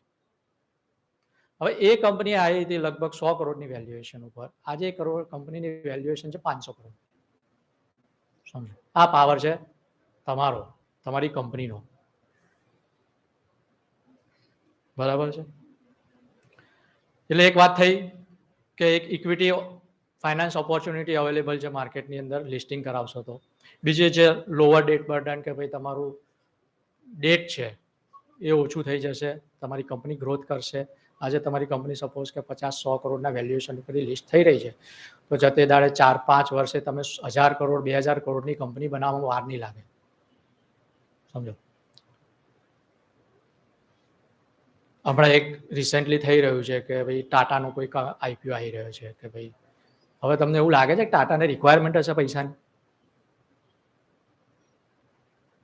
ધીરુભાઈ બન્યા વિધાઉટ લિસ્ટિંગ પોસિબલ હતું કે એમની વેલ્થ આટલી ક્રિએટ થશે? ગૌતમભાઈ નંબર 1 બન્યા હતા તો લિસ્ટિંગથી એમની વેલ્યુ અનલોક થઈ ને, એમને તો થઈ નથી. આજે તમારી કંપની, તમે પોતે, મારા ઘણી વાર એવા ઘણા આવે છે પ્રમોટર્સ, પોતાની જાતને એમ કહે કે ભાઈ મારે તો અહીંયા 500 કરોડની જગ્યા પડી છે, કંપની સરસ છે, ચોપડે પણ પ્રોફિટ કઈ ના હોય. શેના માટે નથી હોતો એ બી બધાને ખબર હોય છે, કેમ પ્રોફિટ નથી ચોપડે. એટલે ઘણા વાર કે યાર 500 કરોડની જગ્યા પડી છે, તમે મને યાર ખાલી 50 કરોડની વેલ્યુએશનની વાત કરી રહ્યા છો, આ બધા તો એવું કહે છે. એટલે મારે એક વસ્તુ એમને એ કહેવી પડે છે, તમે જો અહીંયા તમે પેપર વેચીને પૈસા રેસ કરો છો. તમે જમીન લખી આપી, બેંક લોન લે, જમીને કેવી મોર્ગેજ કરાવી દીધી જમીન તમારી, પણ તમે અહીંયા તમને કોઈ ઓળખે છે? તમે તમારી પેપર બતાવો છો, ખાલી પેપર બતાવો છો અને પૈસા રેસ કરો છો પબ્લિક જોડેથી. એટલે પેપર વેચીને પૈસા લો છો તો જમીનની વેલ્યુ ગણાશે? ફર્સ્ટ કમ ફર્સ્ટ સિચ્યુએશનમાં સપોઝ કે કંપની લિક્વિડેશનમાં ગઈ તો ઇન્વેસ્ટરો જોડે શું જશે? શું જશે? જમીન આપશો તમે એમને? એટલે ઘણા આવું બી હોય, યાર તમે તો બહુ વેલ્યુએશન ઓછી કરો છો. અરે ભાઈ અમે નથી કરતા, પબ્લિક વેલ્યુએશન કાઢે છે. અને આજે પબ્લિક એટલી સ્માર્ટ થઈ ગઈ છે, સમજો. એટલે કંપનીની અંદર તમે અત્યારે એક વસ્તુ છે કે ટેક્સ બેનિફિટ, હા તે માટે બી બહુ બધું પ્રયત્ન થઈ રહ્યા હોય છે, પણ એક વસ્તુ યાદ રાખજો, થોડા ટેક્સ બચાવવા માટે તમે તમારી કંપનીની કેટલી વેલ્યુ ડાઉન કરી રહ્યા છો સમજો. આજે 1 કરોડનો પ્રોફિટ હું મિનિમમ 10નો પીઈ ગણું ને તો બી 10 કરોડના વેલ્યુએશન આપે છે 1 કરોડનો પ્રોફિટ. વિચારો, હવે તમે 1 કરોડનો પ્રોફિટ, એની સામે ટેક્સ નાનકડો બચાવવા માટે તમે સામે 10 કરોડની વેલ્યુ ખોઈ રહ્યા છો. એટલે હવે જાગો, ટેક્સ ભરો. અને જો તમે ટેક્સ ભરશો તો ઇન્ડિયન ઇકોનોમી ડેફિનેટલી વધવાની જ છે. એ આપણા અને તમારા બધા માટે સારું જ છે. ગવર્મેન્ટ બી તમારી પાછળ આટલા સ્પેન્ડ કરી રહ્યું છે તો ક્યાંથી પૈસા લાવશે? સમજો. અને સામે તમારી આટલી વેલ્યુ અનલોક થઈ રહી છે, પછી બેનિફિટ લો ને, કેમ ના લઈએ? બરાબર છે. બીજું એવું થશે, તમારી વિઝિબિલિટી વધશે. લિસ્ટિંગ કરવાથી શું થશે? વિઝિબિલિટી. આજે તમે એક લિસ્ટિંગ કર્યું, સપોઝ કે 50 રૂપિયાના ભાવથી લિસ્ટ કર્યું, બરોબર છે, કંપની 50 રૂપિયાના ભાવથી લિસ્ટ થઈ. હવે તમારા કંપનીની અંદર તમને ખબર નહીં તમારો ઇન્વેસ્ટર ક્યાં છે, તમને જ નથી ખબર. એ કન્યાકુમારીમાંથી બી ઇન્વેસ્ટર હશે, અરુણાચલ પ્રદેશ હશે, વેસ્ટ બેંગાલ હશે, ગુજરાતમાંથી હશે, બરાબર છે. તમારી કંપની એકવાર લિસ્ટ થઈ ને એટલે વિઝિબિલિટી વધી જશે. આખા ઇન્ડિયામાં તમે ફેમસ થશો મફતમાં. અને જેવી પ્રાઇસ ઉપર નીચે થતી હશે ને ત્યારે જેટલી પણ બિઝનેસ ચેનલ્સ છે ને એ તમારો પ્રાઇસ એમ બતાવશે કે આ કંપની છે. એટલે જે નહીં ઓળખતું હોય ને એ બી તમને ઓળખતું થઈ જશે. એટલે મફતમાં બ્રાન્ડિંગ થઈ રહ્યું છે તમારું. બરાબર છે. હવે ઘણીવાર એવું થતું હોય છે આ બધામાં કે કંપની તમે જ્યારે એવું વિચાર થાય કે ના ચલો હવે સાહેબે કીધું આપણે લિસ્ટ કરીએ, બરાબર છે, એટલે તમે કોઈકને વાત કરી યાર આપણે લિસ્ટ કરવી છે. એટલે ઘણા લોકો શું બે કરાતી છે યાર લિસ્ટ, તો યાર આમ થાય ને તેમ થાય ને ફળાણું થઈ જાય ને. આપણે નક્કી કરવાનું છે કે આપણે શું કરવું છે. બરાબર છે. જ્યારે તમે લિસ્ટ કરશો ને ત્યારે શું થશે, 50 રૂપિયા કે 60 રૂપિયા તમારી કંપની લિસ્ટ થઈ છે ફોર એક્ઝામ્પલ, કે ભાઈ આટલા કંપની આપણે લિસ્ટ કરી. જ્યારે તમને જે ના પાડવાવાળો છે ને, એક હવે સપોઝ લિસ્ટ થયા પછી 80 રૂપિયા કે 100 રૂપિયા ભાવ ગયો આપણો, કંપની સારી પરફોર્મ કરી રહી છે, ભાવ ગયો, એટલે એ જે ના પાડતો છે ને એ માણસ તમારી જોડે આવશે. કઈ કરવા જેવો જ કહેજે ને યાર, કોઈ લેવા જેવો જ કહેજે ને. પછી શું થશે, કંપની 80 રૂપિયા 90 રૂપિયા વાળી 120 રૂપિયા થઈ, બરાબર છે. ત્યારે તમને પૂછ્યા વગર તમારી કંપની ઇન્વેસ્ટમેન્ટ કરી દેશે. કેમ? એને તમારી કંપની સારી લાગી. જે તમને રોકતો હતો, જે માણસ રોકતો હતો કે લિસ્ટિંગ ના કરાવાય, એ માણસ આજે તમારી કંપનીમાં ઇન્વેસ્ટમેન્ટ કરીને બેસી ગયો. પછી શું, આપણા વતી એ સત્યનારાયણને કથા કરશે કે ભાઈ આ કંપનીને કઈ થાય નહીં, સમજો. રોજ પૂજા એ જ કરશે કે ભાઈ આ XYZ કંપની યાર સારી ચલાવજો ભાઈ, ભગવાનને એ આપણા વતી પ્રાર્થના કરશે. પ્લસ બીજું શું થશે, કોઈ માને ના માને, હું બિલીવ કરું છું થોડુંક ધાર્મિકમાં બી, આપણી કંપનીમાં જેટલા 1000-2000 ઇન્વેસ્ટરોએ જે ઇન્વેસ્ટમેન્ટ કર્યું છે ને, એમની ક્યાંક દુઆ તો આપણી કંપનીમાં લાગશે જ, કોઈક ના કોઈક જગ્યાએ. એટલે આ બધી વસ્તુ થશે, બરાબર છે. બહુ વાત કરી, સીધા ટોપિક ઉપર આવી જાઉં છું કે હવે લિસ્ટિંગ તો કરી લીધું, તો એની ગાઈડલાઈન શું છે. લિસ્ટિંગ કરવું છે આપણે, સપોઝ કોઈએ કીધું કે ભાઈ હું લિસ્ટિંગ કરવા રેડી, ચલો, એની ગાઈડલાઈન તો હોય ને. એમને તો આયા અને રજીસ્ટ્રેશન કરીને પબ્લિકે ફંડ આપ્યું એવું નથી હોતું. થોડીક ગાઈડલાઈન સેબીએ બનાવેલી છે, થોડીક એક્સચેન્જે બનાવેલી છે, એ આપણે ફોલોઅપ કરવાની હોય છે. તો ગાઈડલાઈનમાં એવું છે, સેબી શું કહે છે, એસએમઈ લિસ્ટિંગ માટે સેબી શું કહે છે એ હું તમને થોડું કહું. તો issuer with the post issue face value capital up to 10 crore shall be covered in the SME platform. મતલબ પોસ્ટ ઇસ્યુ કેપિટલ 10 કરોડથી જે નીચે છે એ એસએમઈ ની અંદર ફોલ થશે, એ એસએમઈ પ્લેટફોર્મ પર લિસ્ટ થઈ શકશે તમારી કંપની. બીજું સેબી શું કહે છે કે issuer with the post issue face value capital 10 crore to 25 crore may get listed on SME platform or on the main board. હવે મેં પહેલા વાત કરી, બે રીતનું હોય છે, એક મેઇન બોર્ડ છે અને એક એસએમઈ છે, બરાબર છે. બસ એ બી એવું કહે છે કે ભાઈ 10 કરોડ ફેસ વેલ્યુ કેપિટલ તમારી છે, 10 કરોડથી 25 કરોડની અંદર જે પણ કંપની છે, બરોબર છે, એને એક ઓપ્શન છે કે તમારે એસએમઈમાં લિસ્ટ કરાવી છે કે મેઇન બોર્ડ ઉપર લિસ્ટ કરાવી છે, એ તમારી જોડે ઓપ્શન્સ છે, બરોબર છે. ત્રીજું એ કહે છે સેબી કે post issue face value capital about 25 crore has to necessary listed on main board, બરાબર છે. કે ભાઈ 25 કરોડથી ઉપરની જે પણ કંપનીઓ છે, ફેસ વેલ્યુ એટલે ફેસ વેલ્યુ એટલે 10 રૂપિયાની જે તમે ફેસ વેલ્યુ નક્કી કરી હોય એ મિનિમમ 10 વેલ્યુ પ્રમાણે તમારે 25 કરોડની ઉપર થતી હોય તો એ તમારે મેઇન બોર્ડ, એ એસએમઈ માટે એલિજિબલ નહીં થાય, બરાબર છે. મિનિમમ શેર હોલ્ડર્સ કેટલા જોઈશે તો કે 50. જ્યારે તમારો ઇસ્યુ બોર્ડ ઉપર તમે લાવો છો ત્યારે એની અંદર મિનિમમ 50 ફોર્મ્સ તો આવેલા જોઈએ, 50 તો મિનિમમ શેર હોલ્ડર્સ જોઈએ. Minimum application amount is trading lot shall not be 1 lakh. સમજો, આ એક સારી વાત છે. ઘણા લોકો એવું કહે છે, પબ્લિક અત્યારે તો અવેરનેસ એટલી છે, લોકો જોડે બહુ પૈસા છે, એક આઈપીઓ અત્યારે નહીં હોય તો 200 ટાઈમ 300 ટાઈમ ભરાઈ જાય છે. તમે વાંચતા છો પેપરમાં, બધાને અત્યારે અમારી ઉપર ઘણી ફરિયાદો આવે છે ઇન્વેસ્ટર્સની, સાહેબ ઇસ્યુ તો લાગતા જ નથી, મારે કરવાનું છું.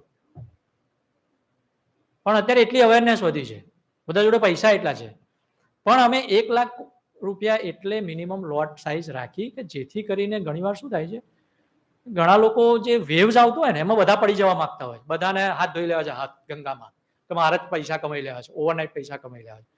એટલે શું થાય, નાનો માણસ આપણો અંદર જેની કેપેસિટી લાખ રૂપિયાની હોય, એસએમઈ એટલે થોડુંક હાઈલી ફ્લક્ચ્યુએટેડ સેક્ટર છે, સમજો. એટલે લાખ રૂપિયા જે ખર્ચી શકે ને એવા જ ઇન્વેસ્ટર્સ એટ્રેક્ટ થાય, એના માટે મિનિમમ લોટ સાઇઝ અમે 1 લાખ રૂપિયા રાખેલી છે.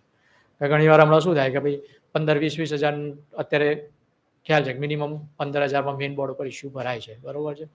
પણ એસએમઈની અંદર પહેલાં શું થતું હતું કે અમુક સિલેક્ટિવ જ પેલા આવતા હતા, બરાબર છે. એટલે કોઈ ઇન્વેસ્ટરને, નાના ઇન્વેસ્ટરને નુકસાન ના જાય કોઈ કંપની તરફથી. એટલે અમે જે બેર કરી શકે છે લાખ રૂપિયાનો યાર લોસ, કારણ કે એવું જરૂરી નથી કે ભાઈ તમે એકવાર કર્યું એટલે આવી ગયા, પૈસા આપણે ડબલ જ થવાના છે, ટ્રિપલ જ થવાના છે.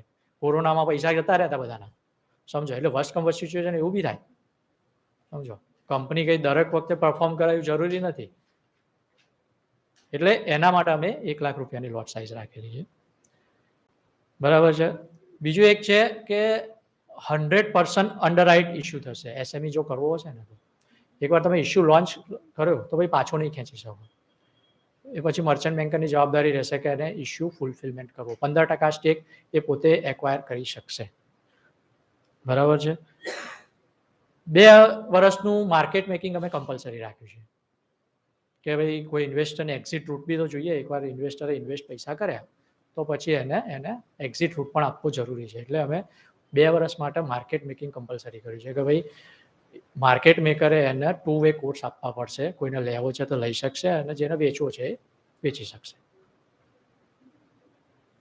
આ રીતની એક આખી ગાઈડલાઈન છે. બીજું એક વસ્તુ એ કીધી છે કે કોઈ લિટિગેશન ના હોવું જોઈએ, કોઈ એનસીએલટી કેસ ના હોવો જોઈએ કંપની ઉપર. સેબી એવું કીધું છે. તો you can eligible for the SME platform. BSE એ પોતાના બી એક ક્રાઇટેરિયા બનાવેલા છે કે તમારે જો એસએમઈ લિસ્ટિંગ કરવું હોય તો શું ક્રાઇટેરિયા રહેશે. બહુ મોટા એવા જાયજેન્ટિક ક્રાઇટેરિયા નથી કે જેમાં ફૂલફિલમેન્ટ ના થઈ શકે. બહુ ઇઝી ક્રાઇટેરિયા જ રાખેલા છે આપણે. તો એક તો પોઝિટિવ નેટવર્ક હોવું જોઈએ, બરાબર છે. ટેન્જિબલ એસેટ 1.5 કરોડની ટેન્જિબલ એસેટ હશે તો ચાલી જશે, બરાબર છે. 3 વર્ષ જૂની કંપની માગીએ છીએ કે ભાઈ તમારી પ્રોપરાઇટરશિપ છે, એલએલપી છે, પ્રાઇવેટ લિમિટેડ છે, લિમિટેડ છે. 3 વર્ષનો કમ્બાઇન્ડ ટ્રેક રેકોર્ડ પ્રમોટર્સનો હોવો જોઈએ, બરાબર છે. ઇન કેસ કે ભાઈ 3 વર્ષ જૂની કંપની નથી, મેં હમણાં જ ફર્મ કરી છે કંપની, વર્ષ જૂની જ છે, તો કોઈ બેંક જોડેથી તમે ફંડિંગ લીધેલું હોવું જોઈએ. નેશનલાઇઝ કે કોઈ બી પ્રાઇવેટાઇઝેશન બેંક જોડેથી તમે ફંડિંગ લીધેલું હશે તો એલિજિબલ થઈ જશે. The company or the firm which have been converted into the company should have combined positive accrual. એટલે મતલબ તમે 3 વર્ષ તમે ફાઇલ કરો છો, એના 3 વર્ષ ગણવાના. એના 3 વર્ષની અંદર 1 વર્ષની અંદર તમારે પોઝિટિવ કેશ ફ્લો હોવો જોઈએ, ઇબીટા પોઝિટિવ હોવો જોઈએ. સતત તમે લોસ મેકિંગ કંપની છે તો નહીં ચાલે. 1 વર્ષ તો તમારે પોઝિટિવ કેશ ફ્લો હોવો જોઈશે. બીજું એક છે કે company should mandatory facilitate trading in demat security. તમારે દરેક શેર્સ ડિમેટ ફોર્મમાં લાવવા પડશે. ફિઝિકલ તો હવે તો લગભગ કન્સેપ્ટ ધીમે ધીમે ખતમ જ થઈ રહ્યો છે. એટલે તમારે એને ડિમેટ ફોર્મમાં કન્વર્ટ કરવાના, બરાબર છે. એક વેબસાઇટ જરૂરી છે, તો બધા નાના એક છે, એક વેબસાઇટ જરૂરી છે, બરાબર છે. અને એક તમે જે ફાઇલ કરો છો ડીઆરએચપી, બરાબર છે, તો એ ડીઆરએચપીના જે પ્રિસાઇડિંગ 1 યર છે એની અંદર પ્રમોટર્સ ચેન્જ ના હોવો જોઈએ કોઈ પણ જાતનો. ભાઈ 1 વર્ષથી સતત શેર હોલ્ડિંગ પેટર્ન ચેન્જ ના હોવી જોઈએ, તો એ એલિજિબલ થશે એસએમઈ પ્લેટફોર્મ પર લિસ્ટ થવા માટે. હવે એનો એક પ્રોસેસ છે કે ભાઈ આજે આપણે નક્કી કરી લીધું કે ભાઈ મારે લિસ્ટ કરાવી છે, ચલો કાલથી લિસ્ટ, એવું નહીં થાય. મતલબ તમારે પોતે એની તૈયારીઓ કરવી પડશે, બરાબર છે. તો ભાઈ તમે એલિજિબલ થાવ છો કે નથી થતા એ જોવું પડશે. કેપિટલ રિસ્ટ્રક્ચર કરવાનું આવે તો એ કેપિટલ રિસ્ટ્રક્ચર કરવું પડશે. ઘણી વાર શું થતું હોય છે કે ભાઈ શેર હોલ્ડિંગ ચેન્જીસ હોય, આ તે, એટલે એ બધું કેપિટલ વધારવાની હોય. અત્યારે લગભગ કેપિટલ કોઈને વધારેલી નથી હોતી. લાખ રૂપિયા, 2 લાખ રૂપિયા, 10 લાખ રૂપિયા કેપિટલ હોય, રિઝર્વ્સ પડ્યું હોય, પણ એને કેપિટલમાં કન્વર્ટ નથી કર્યું હતું ઘણા લોકોએ. એટલે કેપિટલ રિસ્ટ્રક્ચરિંગ કરવું પડતું હોય છે, બરાબર છે. કેટલી ફંડ રિક્વાયરમેન્ટ છે, કેટલું ફંડ મળી શકે છે, એ બધું જોવું પડે છે. એટલે એટલીસ્ટ તમારે એ થોડી ટાઈમ કન્ઝ્યુમિંગ છે. તમે આજે વિચારશો ને તો એટલીસ્ટ 2 થી 3 મહિના તમારે ગણીને ચાલવાના. કે આજે હું વિચારું છું કે આજથી હું લિસ્ટિંગ કરીશ, કારણ કે મહિનો તો તમારે મિટિંગો કરવામાં જતી રહેશે. આને મળશો, પેલાને મળશો, ઇન્વેસ્ટર્સને મળશો, ઇન્વેસ્ટર રેડી થશે, તો એટલે આ બધો ટાઈમ કન્ઝ્યુમિંગ છે. પછી તમારી એક ડીઆરએચપી દાખલ થશે, લગભગ 150 પેજનું લગભગ એટલું થઈ જાય છે. તમારી આખી જન્મ કુંડળી એમાં લખેલી હશે, બરાબર છે. 150 પેજનું એક ડીઆરએચપી થશે અને એ પછી એક્સચેન્જની અંદર આવશે. હવે એક્સચેન્જ શું થશે, બધી સ્ક્રુટિનાઇઝ કરશે, તમારો પ્લાન્ટ વિઝિટ કરશે, ઇન્સ્પેક્શન થશે અને એ પછી તમને એપ્રુવલ આપશે. એપ્રુવલ આપ્યા પછી તમે ઇસ્યુ લોન્ચ કરી શકશો, બરાબર છે, અને એને લિસ્ટ કરીને પ્લેટફોર્મ પર આવી જશે અને તમે જે પૈસા આવે છે એનું યુટિલાઇઝ તમે જે પણ એમ સાથે, જે પણ ઓબ્જેક્ટ સાથે તમે રેઝ કર્યા હોય એ તમારે ગેટ કરી લેવાનું અને એ ફૂલફિલમેન્ટ થવા જોઈએ. પછી તમે પૈસા લીધા પબ્લિકના, તમે કીધું મારે બિઝનેસ એક્વિઝિશન હા તે અને મર્સિડીઝ લઈ આવો, એ નહીં ચાલે, એનું ઓડિટ થાય છે. ઘણા લોકો એવું છે કે મસ્ત પૈસા આવ્યા, 10 કરોડ 20 કરોડ આવ્યા, લાવો એક મર્સિડીઝ છોડાયેલો. તમે જે ઓબ્જેક્ટથી પૈસા લીધા છે એ ઓબ્જેક્ટમાં જે પૈસા વપરાવા જોઈએ. દર વર્ષે તમારું ઓડિટ એક CA સર્ટિફાઈડ કંપની તમને આપવું પડશે, બરાબર છે, એટલે એ ધ્યાન રાખજો જરા, બરાબર છે, કારણ કે આ પબ્લિકના પૈસા છે, પબ્લિકના પૈસાની જવાબદારી પણ એટલી જ રહેશે તમારી. હવે એસએમઈ તો તમે રહેવાના નથી, ધીમે ધીમે મોટી કંપની બનવાના છો, બરોબર છે, તો એસએમઈ માંથી મેઇન બોર્ડ ઉપર પણ શિફ્ટ થઈ શકીએ છીએ. અત્યારે તમે મેઇન બોર્ડ ઉપર જાઓ તો થોડા ક્રાઇટેરિયા થોડાક ટાઈટ હોય છે, તો તમે એક ઇઝી રૂટ છે, આ તમારું છે ને બેબી સ્ટેપ છે, શરૂઆત છે. એટલે એસએમઈ થી મેઇન બોર્ડ ઉપર તમે 2 વર્ષ પછી શિફ્ટ થઈ શકશો, બરાબર છે. એના ભાઈ એક ક્રાઇટેરિયા ફિક્સ છે કે 2 વર્ષ સુધી તમારે એક કંપની એસએમઈમાં રાખવાની, બરાબર છે, અને પછી તમે એને મેઇન બોર્ડ ઉપર શિફ્ટ કરી દેશો. તો એના ક્રાઇટેરિયા શું છે એક જોઈ લઈએ. પેડઅપ કેપિટલ તમારી, સપોઝ ઘણા લોકો એવું કર્યું હોય કે ભાઈ 5 કરોડ કે 9 કરોડ કે 8 કરોડની પેડઅપ કેપિટલ ઉપર કંપનીને રજીસ્ટર લિસ્ટ કરી હોય, તો તમારી પેડઅપ કેપિટલ સપોઝ કે રિઝર્વ્સ વધવા માંડ્યું તો પેડઅપ કેપિટલ્સ તમે 10 કરોડની ઉપર લઈ જશો, બરાબર છે, તો તમે મેઇન બોર્ડ ઉપર શિફ્ટ થવા માટે એલિજિબલ થઈ જશો. 25 કરોડ ઉપર તો ઓટોમેટિકલી તમે માઇગ્રેટ થઈ શકશો, બરાબર છે. માર્કેટ કેપ, તમારી કંપનીનું માર્કેટ કેપ, બરાબર છે, એ 25 કરોડનું હોવું જોઈએ મિનિમમ. એ તો આમ તો લિસ્ટિંગ વખતે જ થઈ જાય છે, કારણ કે લિસ્ટ જે ભાવે થતા હોય છે, બરાબર છે.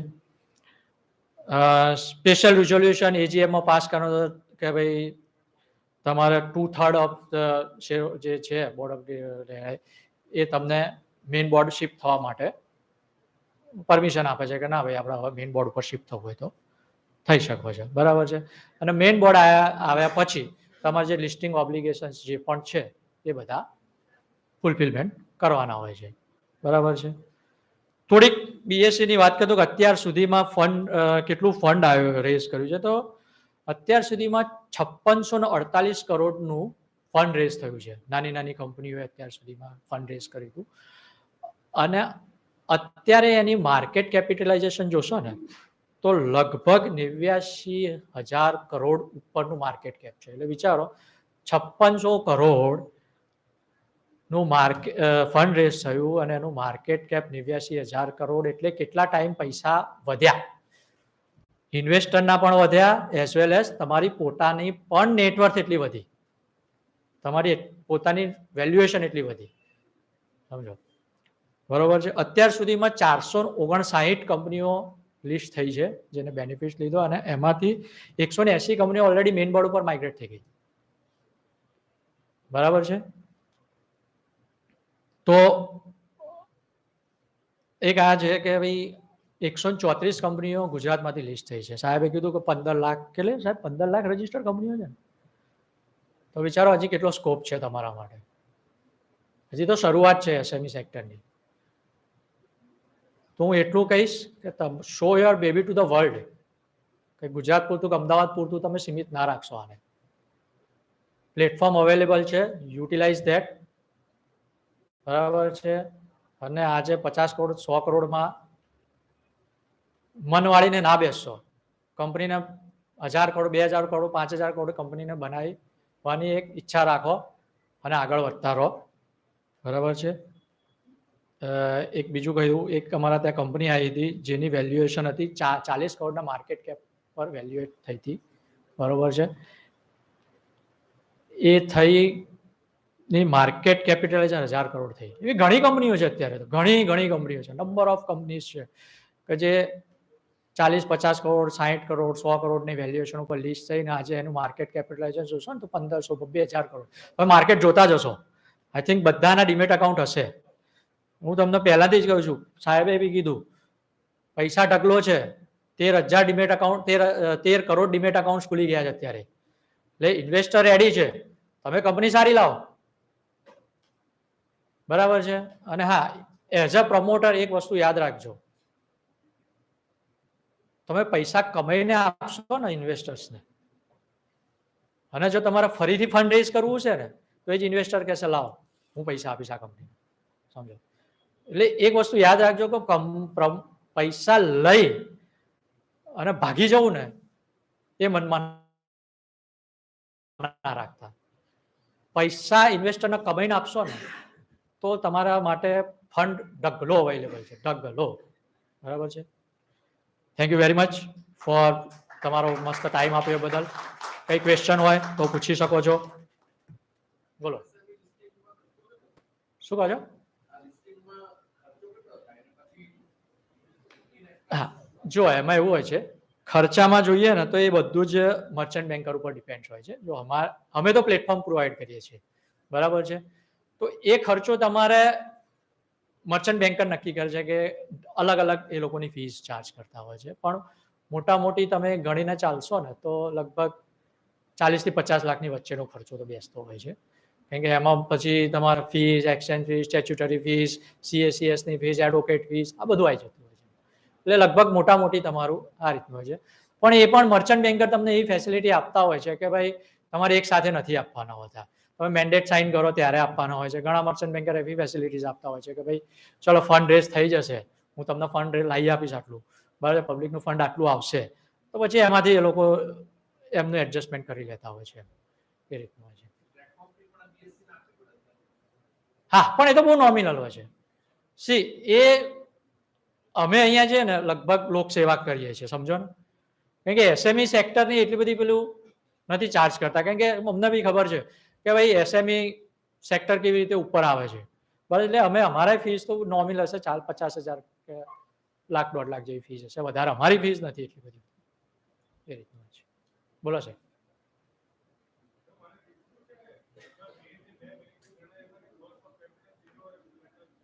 અવાજ નથી આવતો તમારો, કોઈ આપશો મારી આપને.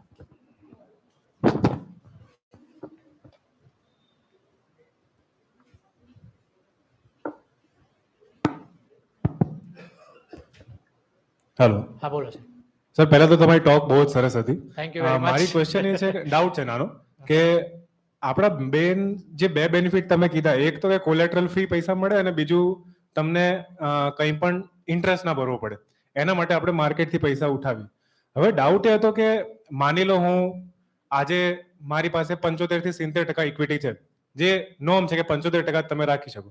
હવે એઝ અ પ્રમોટર મેં ડિસાઇડ કર્યું કે મારી પાસે at least any given point of time 60 થી 70% હોવી જોઈએ, મારું માનવું છે. પણ ટુ રેઝ કેપિટલ મેં અત્યારે એને ડાયલ્યુટ કરીને 30 લાયા. હવે એ જે 30%નું જે મેં ગેપ કાઢ્યો એ મેં માની લો 5 કરોડમાં વેચ્યો, અને 2 વર્ષે મને એમ થયું કે હવે પાછા 60 જતા રહીએ, કારણ કે પાછું 5 વર્ષે મને ક્યારેક પૈસાની જરૂર પડે તો પાછું વેચવા. હવે એ જે મેં 5 કરોડમાં વેચ્યા એને હવે થઈ ગયા છે 10 કરોડ. તો એ જે 100% મેં જે ભર્યું એ પણ તો એક રીતે એક interest, cost of money, cost of capital આપણું થઈ ગયું ને. તો એ કેટલું ફિઝેબલ છે ઇન પ્લેસ ઓફ કે તમે બેંક પાસેથી જ આખું પૈસા ઉઠાવો? જો એક વસ્તુ, તમે સપોઝ કે તમારું 25%, આપણે 25% જ રાખીએ, 75 ને 25 નો રેશિયો, બરાબર, સમજવા માટે. 25% ડાયલ્યુશન કર્યું કે સપોઝ કે તમે અત્યારે તમારી કંપનીની 100 કરોડની વેલ્યુએશન ઉપર 25% 25 કરોડ રેઝ કર્યા, બરાબર છે. તો તમારી કંપનીની વેલ્યુએશન થઈ 25 કરોડ. અરે 25 કરોડ 100 કરોડની વેલ્યુએશન થઈ, બરાબર છે. હવે શું થશે, તમે જેમ કીધું કે કંપની ભાવ વધવા માંડ્યો, કંપની સારું પરફોર્મ કરવા માંડ્યું અને તમારે પાછા લેવા છે. તો તમે એક વસ્તુ એ વિચારો કે તમે 25% ડાયલ્યુશન કર્યું, ધેટ્સ ઓકે, પણ સામે તમારી જોડે 75% તો માલ પડ્યો છે ને, એની વેલ્યુએશન તો વિચારો, સમજો. બરાબર છે કે ભાઈ 100 કરોડ વાળી 1000 કરોડ થઈ તો ઇન્વેસ્ટરની વેલ્થ વધી 250 કરોડ, તો સાથે તમે 750 કરોડની તો વેલ્થ વધી જ ને તમારી, સમજો. હવે તમે એ વિચારો કે તમને કોસ્ટ ઓફ એક્વિઝિશન કેટલામાં પડશે, તે નોમિનલ થશે. તમારે 750 કરોડ તો તમારી ઓલરેડી નેટવર્થ વધી ગઈ છે અને તમારે બીજા 5% લેવા છે, બરાબર છે. તો તમે કેટલા 12 કરોડ જ ખર્ચવાના આવશે કે 120 કરોડ ખર્ચવાના છે, 5 કરોડ આપણે 5% પાછા લઈએ છીએ પબ્લિક જોડેથી, તો સમજો. એટલે એવું વિચારવાનું જ છોડી દો. ઘણા પ્રમોટર આ જ કહે છે કે યાર મારે અત્યારથી આટલી લોઅર વેલ્યુએશનમાં શું કરવા આપી દો. સમજો, એક તો પહેલી જ વસ્તુ કે આપણી રિક્વાયરમેન્ટ નથી ત્યારે આપણને કોઈએ મદદ કરી છે, બરાબર છે. પ્લસ ઇન્વેસ્ટરની સાથે તમારી તો વેલ્થ વધી જ છે ને. મારી જોડે મોટો માલ તો મારી જોડે જ પડ્યો છે ને, સમજો. એટલે એ છોડી દો, બરાબર ને. એવું છે. બોલો બીજું કઈ શું કહો છો? હા, ટ્રેડિંગ જરૂર એટલે જ માર્કેટ મેકિંગ રાખ્યું ને આપણે.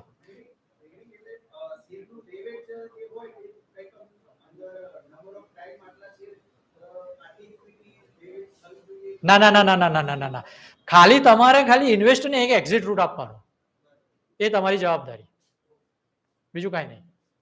માર્કેટ મેકિંગ એટલે જ 2 વર્ષ રાખ્યું છે કે કોઈ સપોઝ કે, કારણ કે લિક્વિડિટી એસએમઈ સેક્ટરની અંદર આ તો હવે, પહેલા નથી આટલી લિક્વિડિટી. મેં તમને ના કીધું મર્ચન્ટ બેન્કર રેડી હોય તો પ્રમોટર રેડી ના હોય, પ્રમોટર રેડી હોય તો મર્ચન્ટ બેન્કર રેડી નહોતો કોઈ લેવા માટે. ત્યારે ઇન્વેસ્ટરનું શું? સપોઝ કે મેં આજે કોઈ શેર્સ બાય કરે તો મારે પૈસાની રિક્વાયરમેન્ટ થઈ તો મારે ક્યાંક તો એક્ઝિટ લેવી પડશે. તો એટલા માટે અમે 2 વર્ષ માટે માર્કેટ મેકિંગ કમ્પલસરી રાખ્યું છે. મેઇન બોર્ડ આવ્યા પછી તો એટલું ઓટોમેટિક ટ્રેડિંગ લિક્વિડિટી રહે છે જ, બરાબર છે. પણ એસએમઈ ની અંદર યાર થોડુંક ડિફિકલ્ટ થતું હતું પહેલા, હવે નથી થતું. અત્યારે તો તમે ગમે તેવો મૂકો તો ખપી જાય છે માલ, કારણ કે લોકો લેવા વાળા બી એટલા છે, વેચવા વાળાની સાથે સાથે. તો તમે અત્યારે જોજો ને છેલ્લા 6 મહિનામાં જે પણ આઈપીઓ ના વેલ્યુએશન જોજો, પહેલા દિવસે ડબલ વેલ્યુએશન થી ખુલે છે. એટલે જ કહું છું તમે કંપની સારી લાવો, પૈસા આપવા વાળા બહુ છે. 13 કરોડ ડીમેટ અકાઉન્ટ છે મેં કીધું ને, મોર ધેન 13 કરોડ હશે. હું તો ખાલી 13 કરોડની વાત કરું છું, કારણ કે અમે જ્યારે શરૂઆત કરી બીએસસી ની અમે લોન્ચ કર્યું હતું, બરાબર છે. અહીંયા 50 લાખ ઇન્વેસ્ટર લાવતા લાવતા દમ નીકળી ગયો. ડીમેટ અકાઉન્ટ 50 લાખ કરતા કરતા, સમજો. અને આજે 13 કરોડ ડીમેટ અકાઉન્ટ એટલે વિચારો, એમાંથી ખાલી 1% બી આપણા ભરે છે ને તો બી 200 ટાઈમ થઈ જાય છે આઈસીયુ. એટલે તો ફરિયાદો આવતી હોય છે કે સાહેબ લાગતા નથી, મને લાગતા નથી, સમજો. એટલે આવું થાય છે. બીજું કહો. ડન, મજા આવી. Thank you very much. Thanks.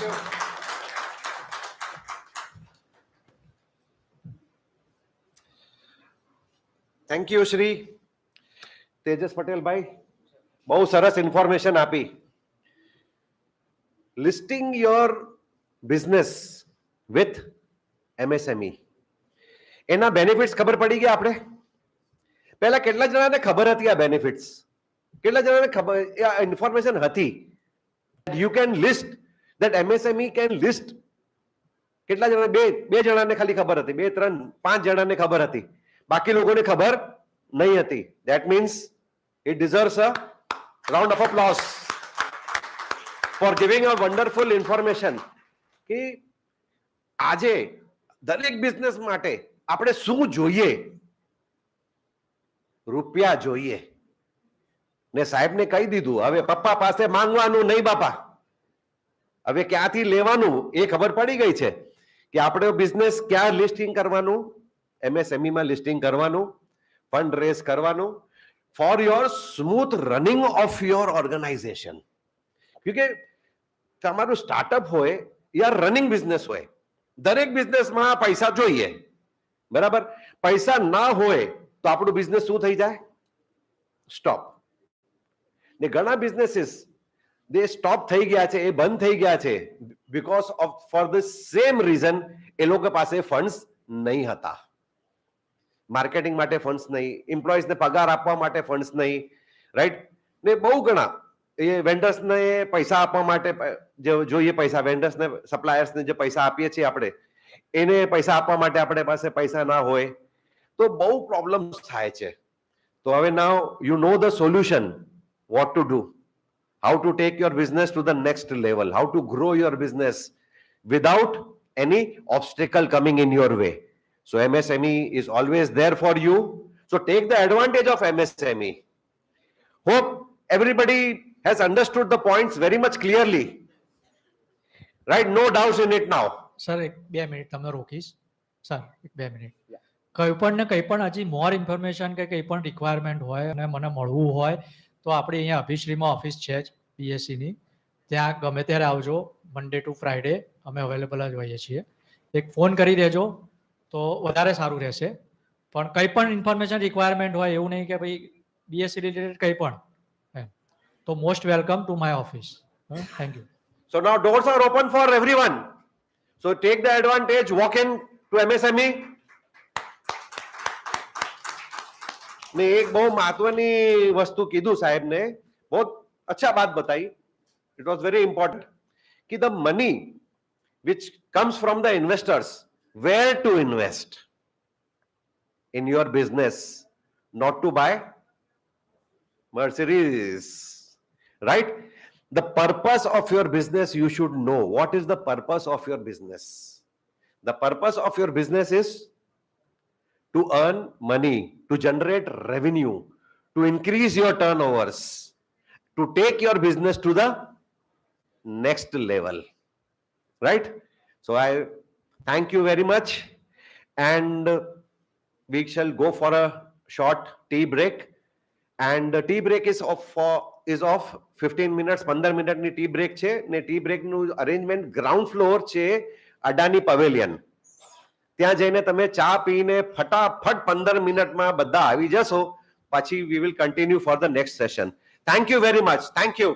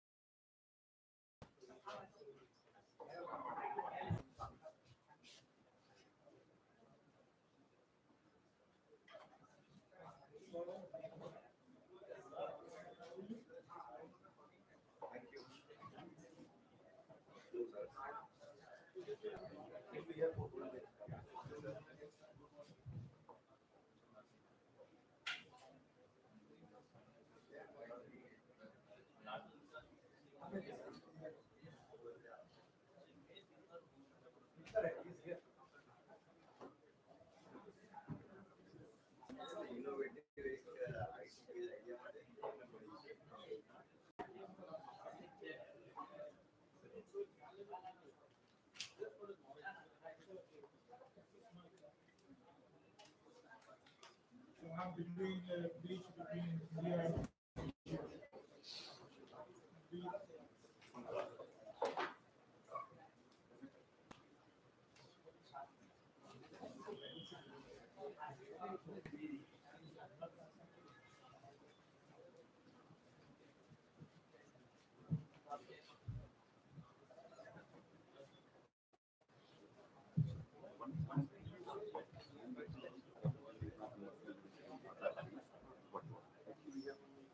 This is your guy?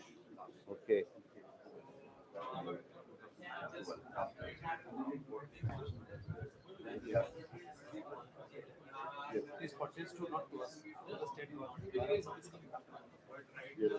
But that amount is not getting some because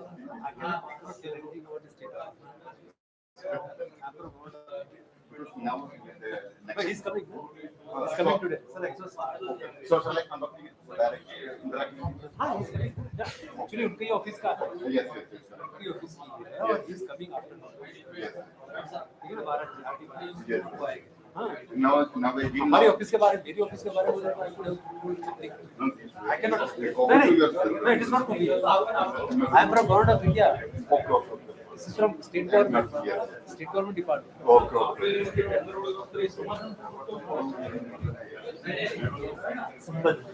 समाधान इस पर नहीं है. સોલંકી સાહેબ મળીએ. बढ़िया सर, थैंक यू. अरे कुलदीप. माता जी.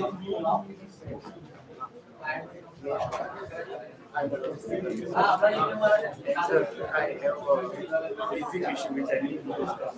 I have a basic issue of education, not education, logistics. So can we do something on that? Yes, sure. Please come to.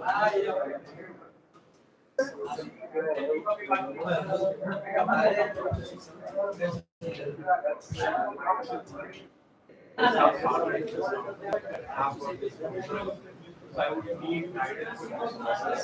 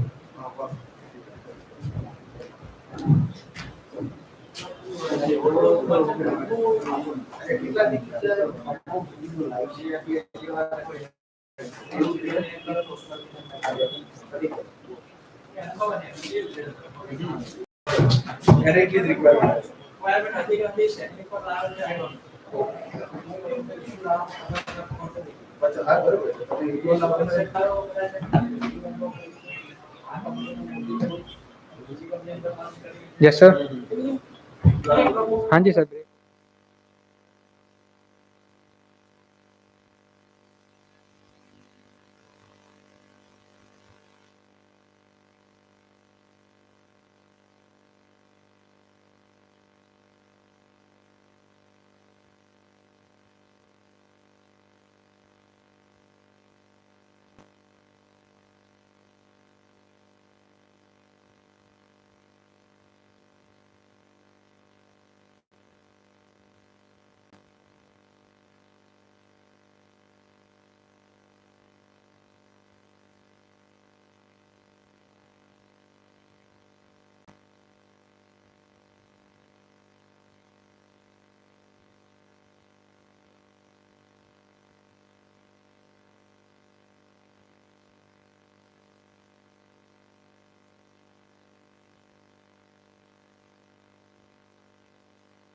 Hello.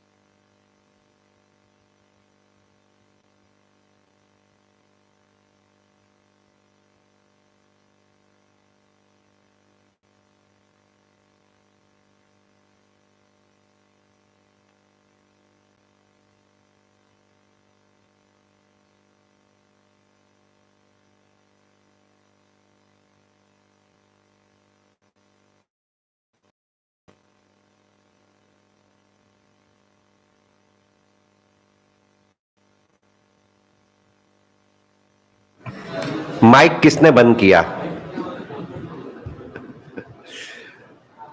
Right. Good afternoon, everybody. So everybody had your tea, coffee? Hope everybody is enjoying the session. Great. Fantastic. So we are going to start the next session. Our next panelists are already here. Only we are waiting for the moderator to come. So Mr. Venkatesh Iyer is be just arriving right now at any moment. So he will take over this mic from me and he will be accompanying you now. Right till then, relax और सोचो कि मैं मेरे business के लिए क्या कर सकता हूं. Instead of doing any gossips, think what you can do for your business. How you can take your business to the next level. Think. Because we don't think much. We are very much interested where? In doing gossips. इसने ऐसा कर दिया, उसने वैसा कर दिया, वो company वाला ऐसा है, वो वेंडर ऐसा है, वो कस्टमर ऐसा है, ये ऐसा, वो काका ऐसा ने मामा ऐसा. तो stop gossiping. So don't utilize your energy where it is not required, which is not going to gain you any profits. Profits अपने को कहां से मिलेगा? Where we can focus our energy to our business only. आज रुपया कौन कमा के दे रहा है हमको? आज रुपया कौन कमा के दे रहा है हमको? अपना बिजनेस कमा के दे रहा है. Right? So why not focus on our business? Why not focus on our business revenue? Why not we focus on the profitability of our business? उसके ऊपर फोकस करो तो बिजनेस भी ग्रो करेगा, प्रॉफिट्स भी आएंगे and you can have a better lifestyle. Right? या mister Venkatesh? So Mr. Venkatesh is over here and the mic is yours, sir. Thank you very much. So you can take this mic from me. Thank you very much. So now मेरे लिए break है, break time.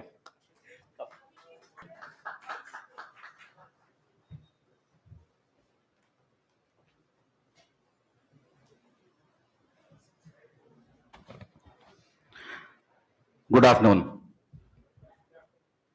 So we will continue with our discussion. So we have two stalwarts who would be discussing about the challenges that MSMEs face. Whenever we are discussing with them, I will pose questions to you also. And if you feel that you can answer, you are more than welcome to do that. Thank you very much for inviting me. Let's start the session.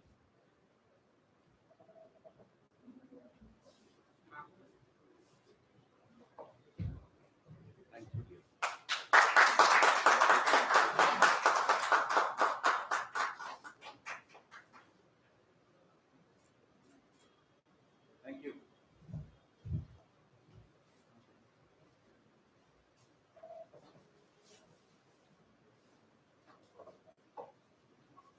Sir. Oh.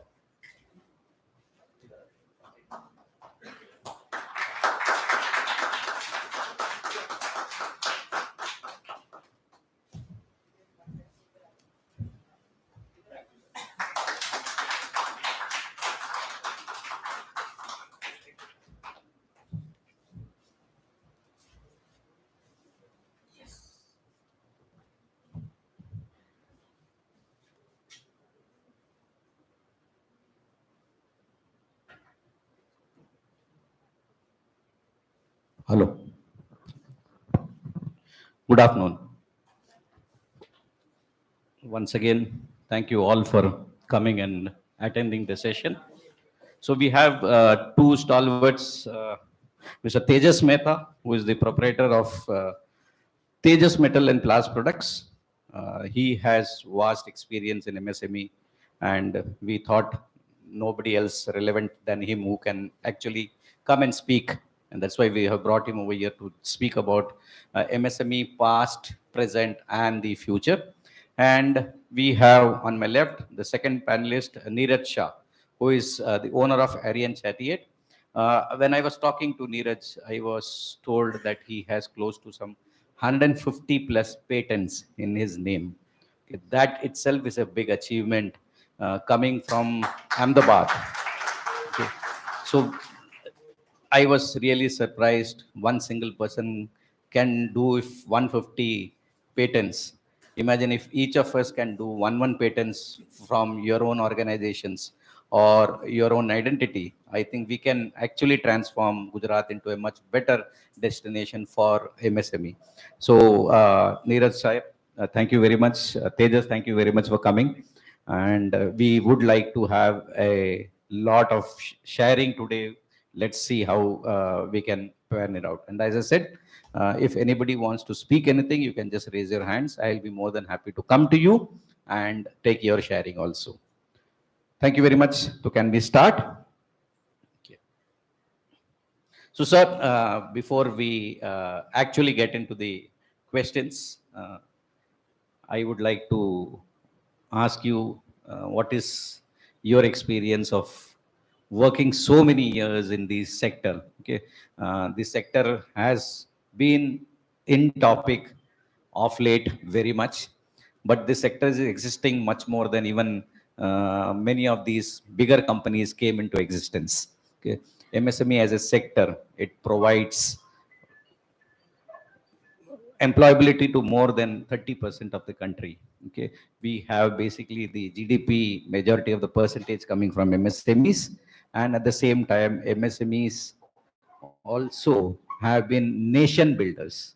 Okay, we always speak about bigger companies building the nations, but it is not the bigger companies who build the nation. It is the MSMEs, the SMEs, and the micro companies who actually are building the country. So I would like Tejas to start with. You can tell me your experience over a period of time when you started and how has been the experience so far. Hello. Thank you, sir. Thank you very much, AMA organizing team, for inviting me for this informative session. And it is wonderful to be with you all today. I think such dialogue should happen more frequently. And MSME as we whole, I mean, majority of the Indian industry, 96% are MSMEs. So such dialogues and such informative session should happen more frequently basis. So everyone can be upskilled, everyone can be aware about the latest and greatest happening in the sector, and that way they can be well informed and upgrade their businesses, upgrade their skills, and do things better in the interest of nation building. To answer sir's question, I think MSME from the past and present scenario and going future, there are so many things happening. And as we see, I mean, in the past, what happened, like there is a textile revolution started after the independence. And then after we came into the industrial revolution, and then after going future, I mean, we are talking about the data analytics and all these things. So there is a big transformation coming along the way, and now today is the time we have to keep up with latest and greatest. It is not the time we can just stay like old times and keep doing what we are doing earlier. We have to be stay updated every day. We have to stay up with the technology and keep ourselves upgraded with the times. I think that is the only way we can improve ourselves, we can improve our team as a whole, and we can help into the growth of ourselves as well as in the growth of the nation. And we have a wonderful leadership from Prime Minister Modi. And I think with this such leadership person who is in the center, I think the only thing we can do is give our helping hand in the nation building and achieve the dream of $5 trillion economy. Thank you.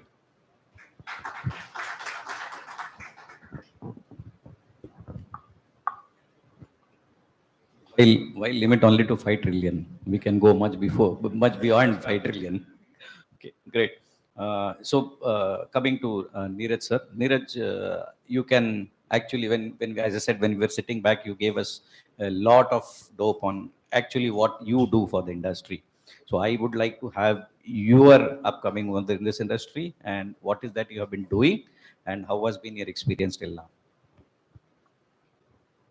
Thank you, Mr. Iyer, and thank you all of you to be over here in the MSME Conclave, which is for the entrepreneurship awareness. So I believe that we are all entrepreneur. Are we? So who is the past MSME? Who is from the past MSME? Can you raise your hands? आप में से कौन लोग MSME already हो, पुराने हो? Raise your hand please. Yup. अभी present में नए नए बने हो या नए नए माने मोदी साहब के आने के बाद बने हुए हो? ओके. एंड कौन फ्यूचर में बनने वाले हो? और बाकी के जो हाथ नहीं रेज किए वो कहाँ पे है सर? वो कैटेगरी कौन सी है? क्योंकि हर एक में 20% दिखा, तो बाकी की कैटेगरीज कहाँ पे है सर?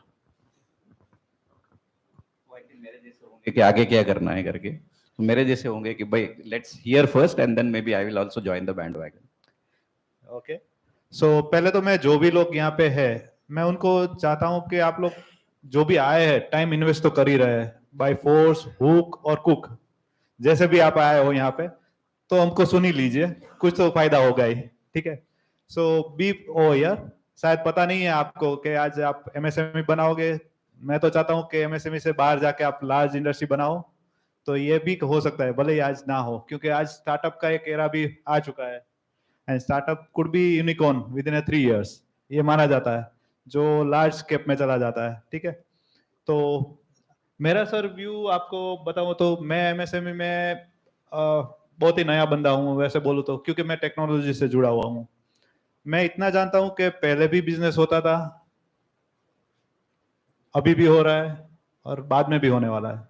और बिजनेस करना, बीइंग इन द गुजराती જે હોય ને એ બિઝનેસ વાળો જ હોય એવું કહેવાય અમને. લાઈક गुजरात के लैंड पे अगर बिजनेस करना है वो नई बात नहीं होगी, गुजरात के खून में ही बिजनेस है, ऐसा माना जाता है. तो बिजनेस करने के लिए कुछ प्रोटोकॉल्स, कुछ गवर्नमेंट नई नई प्रोविजन करती है हमारे लिए, और यही जो स्ट्रक्चर बना हुआ है वो एमएसएमई स्ट्रक्चर बना हुआ है, micro small and medium industries, जिनको कहीं ना कहीं पुश चाहिए होता है कभी ना कभी. तो उस पुश के लिए एक रूल रेगुलेशंस के तरह जो एमएसएमई का डेवलपमेंट हुआ है वही है. तो ये एमएसएमई डेवलपमेंट हमारे लिए बनाया गया है, उसकी अवेयरनेस लेना हमारी जरूरत है, क्योंकि हमें बिजनेस करना है तो हमें कहीं आगे जाके उसको ढूंढना है. तो ये ढूंढने की जरूरत यहाँ पे कहीं एक अवेयरनेस प्रोग्राम या कॉन्क्लेव के द्वारा की जा रही है. तो मैं मानता हूँ कि पास्ट में भी बिजनेस होता था, बिफोर इंडिपेंडेंस कुछ बिजनेस होता था, ट्रेडिंग होता था. बाद में टेक्सटाइल रिवॉल्यूशन आया 70s में, फिर टेक्सटाइल का एक सनसेट भी आया शायद मान सकते हैं. एंड बहुत सारी लिबरलाइजेशन आया, तो नई टेक्नोलॉजी बाहर से आई तो उसका सनसेट होना लगा ऐसा. लेकिन वो सनसेट नहीं था एक्चुअल में. That is also a new era, क्योंकि टेक्नोलॉजी हम लोग तब तक एडप्ट नहीं कर रहे थे. जैसे ही लिबरलाइजेशन आया 1991 में, we started adapting new technologies. तो वो टेक्नोलॉजी एडप्ट करने में हमें जो देर लगी ना, वही हमारा कुछ टाइम के लिए सनसेट था. फिर नया चीज आया, आज नई चीजें बन रही है. आज बहुत सारी चीजें ऐसी है जो नई टेक्सटाइल इंडस्ट्रीज के लिए बात नहीं कर रहा हूँ, सारी इंडस्ट्रीज में जो रिवोल्यूशन आ रही है. एंड नेक्स्ट, जैसे कल सर ने मेरे को कुछ क्वेश्चंस भेजे थे कि भाई ऐसा क्वेश्चंस होने चाहिए, तो मैंने कुछ भी, आई am not very good at MSME schemes, उन्होंने कुछ चीज ऐसे भी भेजे थी, मैंने 1 मिनट में चैट जीपीटी में डाली, मेरे पास आंसर्स रेडी हो चुके थे. तो ये टेक्नोलॉजी है जो हमें आंसर्स दे रही है. तो ये टेक्नोलॉजी हमें हमारे बिजनेस में भी लगानी है, तो वही फ्यूचर है हमारा. तो सर मैं चाहूंगा कि इसी के माध्यम से मैं बताना चाहूंगा कि यही एमएसएमई है, और एमएसएमई जो है वो हमारे लिए है, तो हमें यूटिलाइज करना है. Yup, thank you. Hello, thank you sir. Yes, technology जरूरी है, एंड बिना टेक्नोलॉजी हम आप बात कर रहे हो, भी टेक्नोलॉजी से ही हिसाब से ही बात कर रहे हैं. सो कितने एसएमईज जो यहाँ पे बैठे होंगे आप लोग, जो टेक्नोलॉजी यूज कर रहे हैं अपने बिजनेस में, और उसको यूज करने के बाद उनको ऐसा लगा कि यार मैं तरक्की कर रहा हूँ? कितने टेक्नोलॉजीज, कितने एमएसएमईज होंगे यहाँ पे? प्लीज यहाँ पे हमें इंटरेक्टिव करना है, तो आपका हैंड रेज होना बहुत जरूरी है. हाँ प्लीज, थैंक यू. तो करीब 50-60 लोग हैं, इसमें मुश्किल से आधा हाथ ऊपर जा रहा है, फिर नीचे आ रहा है, आधा हाथ ऊपर जा रहा है, तो या तो पूरा उठाइए तो हमको समझ में आएगा कि चाय हाँ, गरम कितने नहीं मिली लोग है क्या? हैं। So basically around 5 people have raised their hands stating that they are using technology. So this is actually the state of our MSMEs. Okay, we are trying to just help each other. Can we incorporate technology as we said? So in a group of around 70-80 people, I believe I was told it's around 80 people. 80 people में 5 लोग हाथ ऊपर कर रहे हैं. So you can understand percentage कितना हुआ. Okay, who are using technology. सो जो टेक्नोलॉजी यूज कर रहे हैं, जिन्होंने 5 जो लोग हाथ ऊपर किए हैं, वो कुछ शेयर करना चाहेंगे कि टेक्नोलॉजी यूज करने के बाद क्या फायदा हुआ है? हम थोड़ा मॉडरेशन अलग सा करते हैं.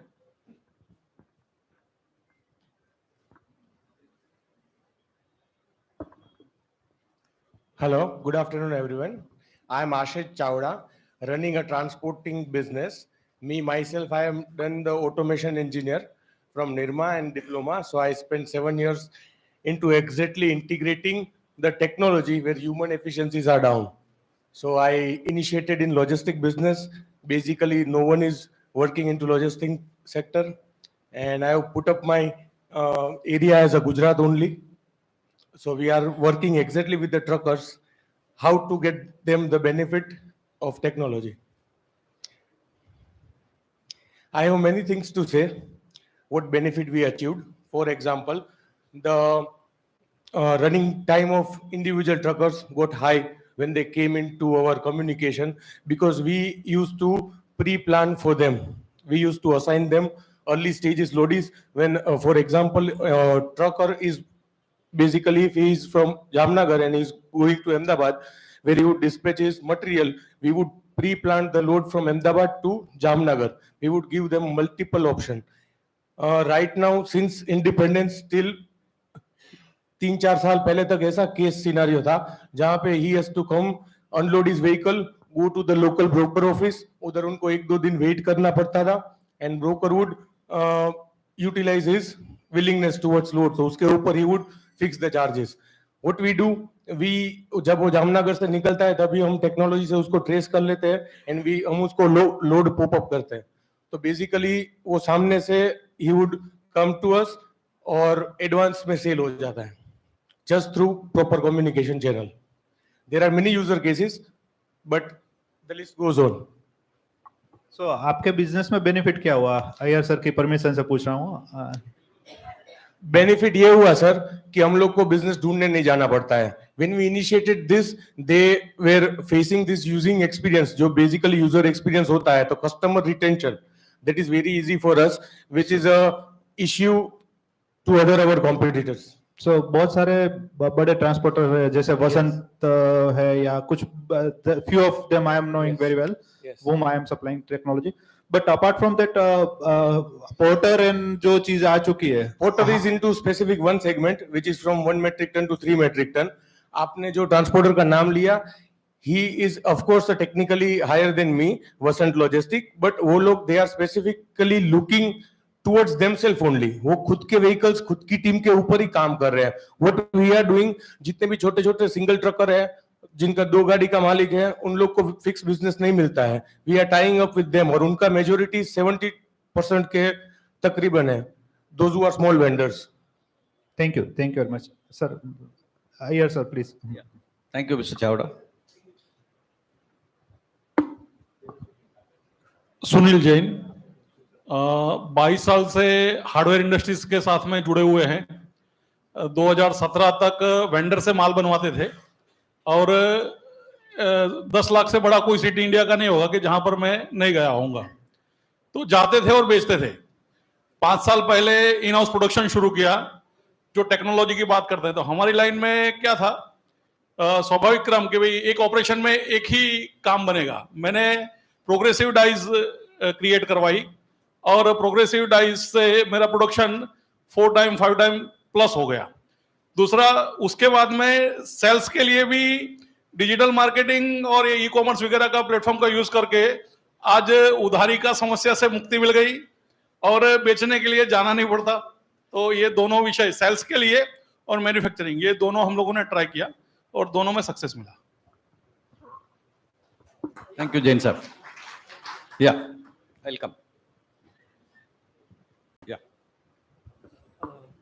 Sir, since I am from the manufacturing background, so I would basically focus on two things because from last 8 months we installed two machines. Which machines are huge, but they are working on the panel which you are making, like small kind of mobiles. So हमारा milk का है. So earlier we used to have 6 days shelf life. That's it. Now with the help of technology and especially panel programming, so we haven't added any preservative or any chemical into that so far. Still, we are getting the same taste, same thing, and the shelf life is some from 6 days to 6 months. That also without refrigeration. That is the power of the technology. That is number one. And second thing, we used to face a lot of problem in production in terms of manpower. Because people think अगर employment provide करना है तो इसी में बैठ के ही करना, तो we did not get that much labour kind of thing. But अभी we have the this thing, पूरा हमने प्लेटफॉर्म रेडी कर दिया है automization. So again from last 15 days back हमने एक और दूसरा पैकेजिंग का मशीन का लिया है. It has also empanelled panel उसमें इंस्टॉल्ड है, तो उसका भी काफी आसान हो गया. जो काम में पहले 4-5 घंटे होता था, now within I think half an hour 45 minutes we can complete that. Thank you, आपने शेयर किया. उसके बारे में मैं एक चीज बताना चाहूंगा कि ये टेक्नोलॉजी जो हमारा रूटीन वर्क था, आज जो टेक्नोलॉजी आ रही है वो हमारा रूटीन लेबर वर्क था, उसको तो रिप्लेस करने ही वाली है within a few years. So we had to be upgraded ourselves. ये हम जरूरी है हम सबके लिए, बीइंग ए बिजनेसमैन और बीइंग ए जॉब एम्प्लॉय. ठीक है, तो ये करना ही है. प्लीज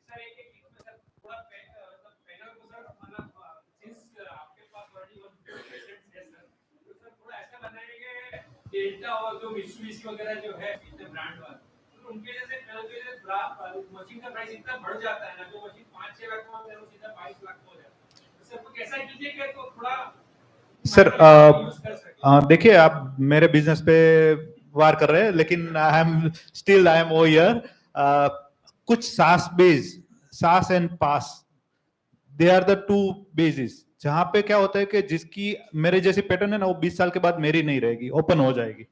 ठीक है, जो मैंने 2001 में पैटर्न की थी वो आज ओपन हो चुकी है, and that is use for everyone free of charge. ठीक है, उसकी रॉयल्टी मैं नहीं ले सकता. वैसी बहुत सारी सास एंड पास में रॉयल्टीज है. उसकी बेस पे जो सॉफ्टवेयर या पैनल बनाने वाले हैं, उसको अगर आप सर्च करके यूज करोगे, तो जो आपने मिल्क की पैनल ली है, जो शायद मेरे से लोगे, अगर प्रोमिनेंट में मैं मान लो कि एक एग्जांपल दे रहा हूं कि 50 लाख में बेच रहा हूं, तो वो सास बेच लोगे तो वो 10 लाख में मिलेगी. So that is the difference. तो हमें जैसे बताया जाता है कि दवाई नॉर्मल भी मिलती है ब्रांड वाली और जेनरिक भी मिलती है. हाँ, स्पेसिफिकेशंस चेक करना हमारी जिम्मेदारी है, तो that is true.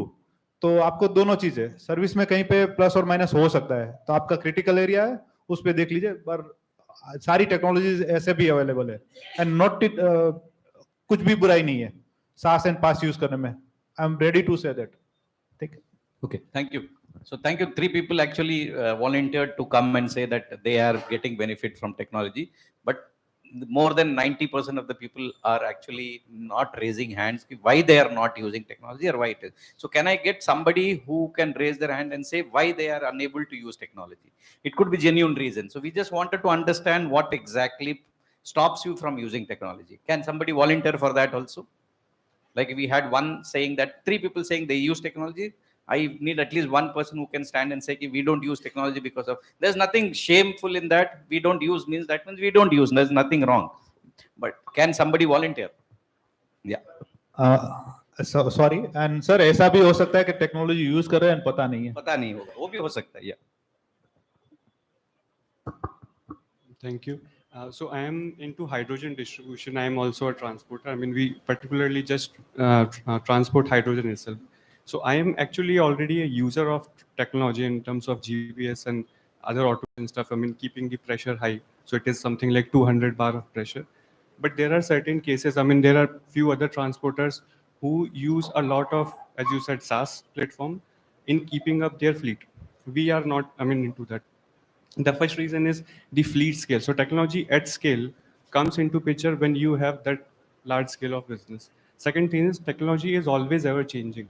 I mean, there are certain cases we have seen even in big industries where they have invested a lot of money into technology, but at times there are changes in technology and they have to again, I mean, discard the whole thing. So I think these two things are majorly attributing, I mean, people at MSME level not adopting to the technology. Thank you. I completely agree with Neeraj bhai what you said. People must be using technology, but they feel that okay, whatever they are using is not actually adequate to call themselves as a technology-driven company or something. So I was just talking to him, and he says there is some scheme with regards to technology and government, which he just wanted to share. So again, it's open to you, Tejas. Friends, I want to share one of the interesting things about technology transfer.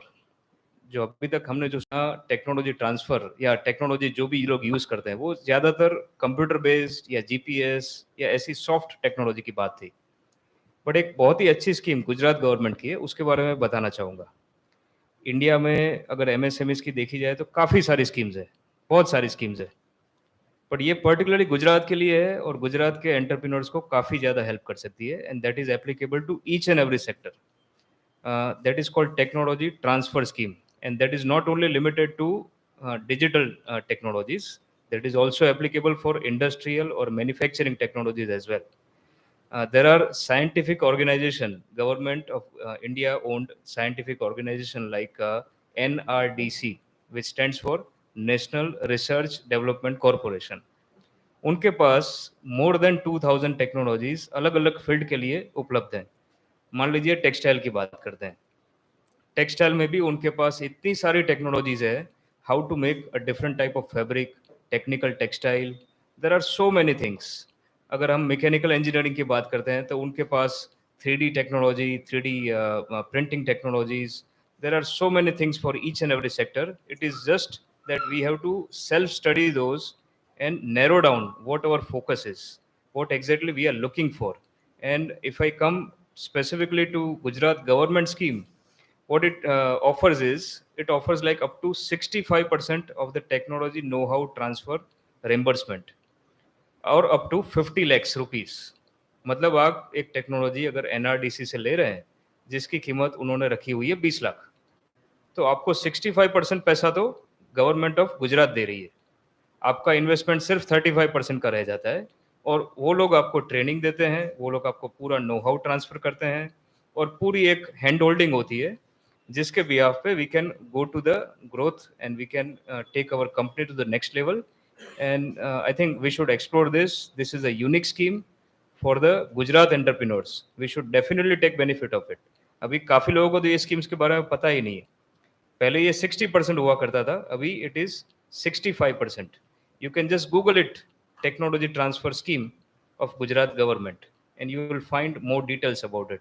But then it's up to you to find out which technology you are looking for, what is suitable to you. Even if it is from foreign country, you can also take benefit under that scheme. So it is not only limited to India or Indian institutes. There is an institute over here in Gandhinagar which is called Institute of Plasma Research. They have numerous technologies. I mean, you can just go there and explore, or go to their website and explore and see what is best fit for you. There is a simple example like plasma adaptive water. They are making water using plasma, they are making it more effective. Things like this can do miracles. I mean, we just have to think through it and find out what can be the good application for our use. So I think this is a great opportunity. Being in Gujarat, being a place of entrepreneurship, we should explore ourselves and find out what's good for us. Thank you. Sorry, sir, I am adding to it. ISRO is also providing ISRO is also providing technology like GPS. That is what is required each and every one of us now. क्योंकि हमारा कुछ ना कुछ माल कहीं पे जाता है या हमारा एम्प्लॉय कहीं ना कहीं मार्केटिंग करने के लिए जाता है, तो जीपीएस मॉड्यूल्स आज इसरो एंड सेक भी हमारे साथ टेक्नोलॉजी ट्रांसफर में दे रहे हैं। तो देर आर टेक्नोलॉजीज जो हमारे बिजनेस में हमने सोची नहीं है, हमारी प्रॉब्लम्स हम बताएंगे यहाँ पे जो भी ऑर्गेनाइजेशन है उनको, तो आपको पता चलेगा कि उसके सॉल्यूशंस ऑलरेडी है एंड गवर्नमेंट ने उसके लिए स्कीम्स बनाई है। तो हम लोग क्या करते हैं, प्रॉब्लम्स दिखाते हैं लेकिन उसका सॉल्यूशन ढूंढने की ट्राई नहीं करते हैं।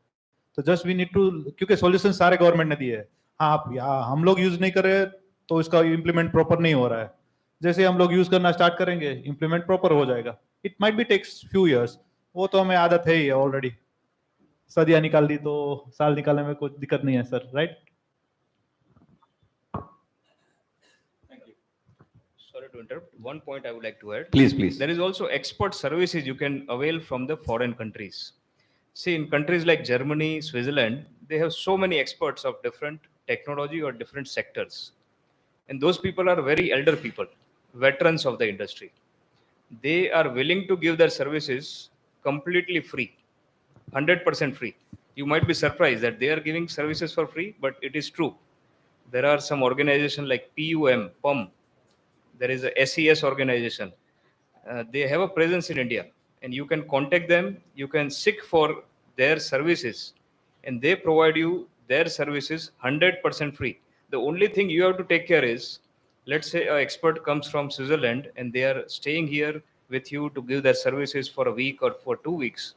You just have to provide them local logistics, local boarding, local meals and everything, local transportation. That's about it. I mean, this is just, I mean, it cannot be better than this. If you are going to hire an expert for your business, I think that will take lakhs and lakhs of rupees, especially if you hire a foreign expert. But this service is given for almost like free, and we should seek for such kind of opportunities. And that can take our MSMEs on a growth path, take it to the next level, and that can do wonders. I mean, small entrepreneur can go on a path of growth trajectory, and आज जो micro है वो कल small बनेगा, कल वो medium बनेगा, और उसको फिर लार्ज कॉर्पोरेट बनने की इच्छा होती है. तो this can take you to the that growth trajectory part. Thank you sir.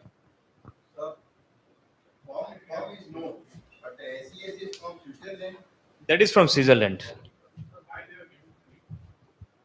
Sir कुछ ना कुछ सोसाइटी को रिटर्न करना होता है ना, वैसे लोग भी होते हैं, तो they are also learning from us. हमारा इंटेलेक्चुअल लर्न कर रहे हैं हमसे, कुछ हमारी बात जानते हैं, लेकिन they are providing free because they are serving. जैसे कुछ लोग का टाइम ही, जैसे हम लोग को पता है 60 के बाद हमारा टाइम नहीं जाता है, एंड हमारा एक्सपीरियंस किसी को काम आया तो हमें फील गुड होता है. अब मेरे टाइप की इंडस्ट्री कहीं पे भी हो दुनिया में, अगर मैंने सर्व किया है, मैंने मेंटरशिप की है, तो I feel proud on myself. मैंने कुछ ट्रांसफर किया. I had uplifted somebody. So this is the kind of people has joined to that group and they are providing. उनका यहाँ तक आने का भी पैसा हमें नहीं देना है फ्लाइट का. हाँ, यहाँ पे आने के बाद जैसे वो अराइव होते हैं और जाते हैं, तब तक रहना खाना पीना उतना ही देना है, and that is their fees. तो उनको एक चाहिए, उनको पता चलता है कि मैंने कुछ सोसाइटी को रिटर्न किया. तो ऐसे लोग भी है. This is their motto.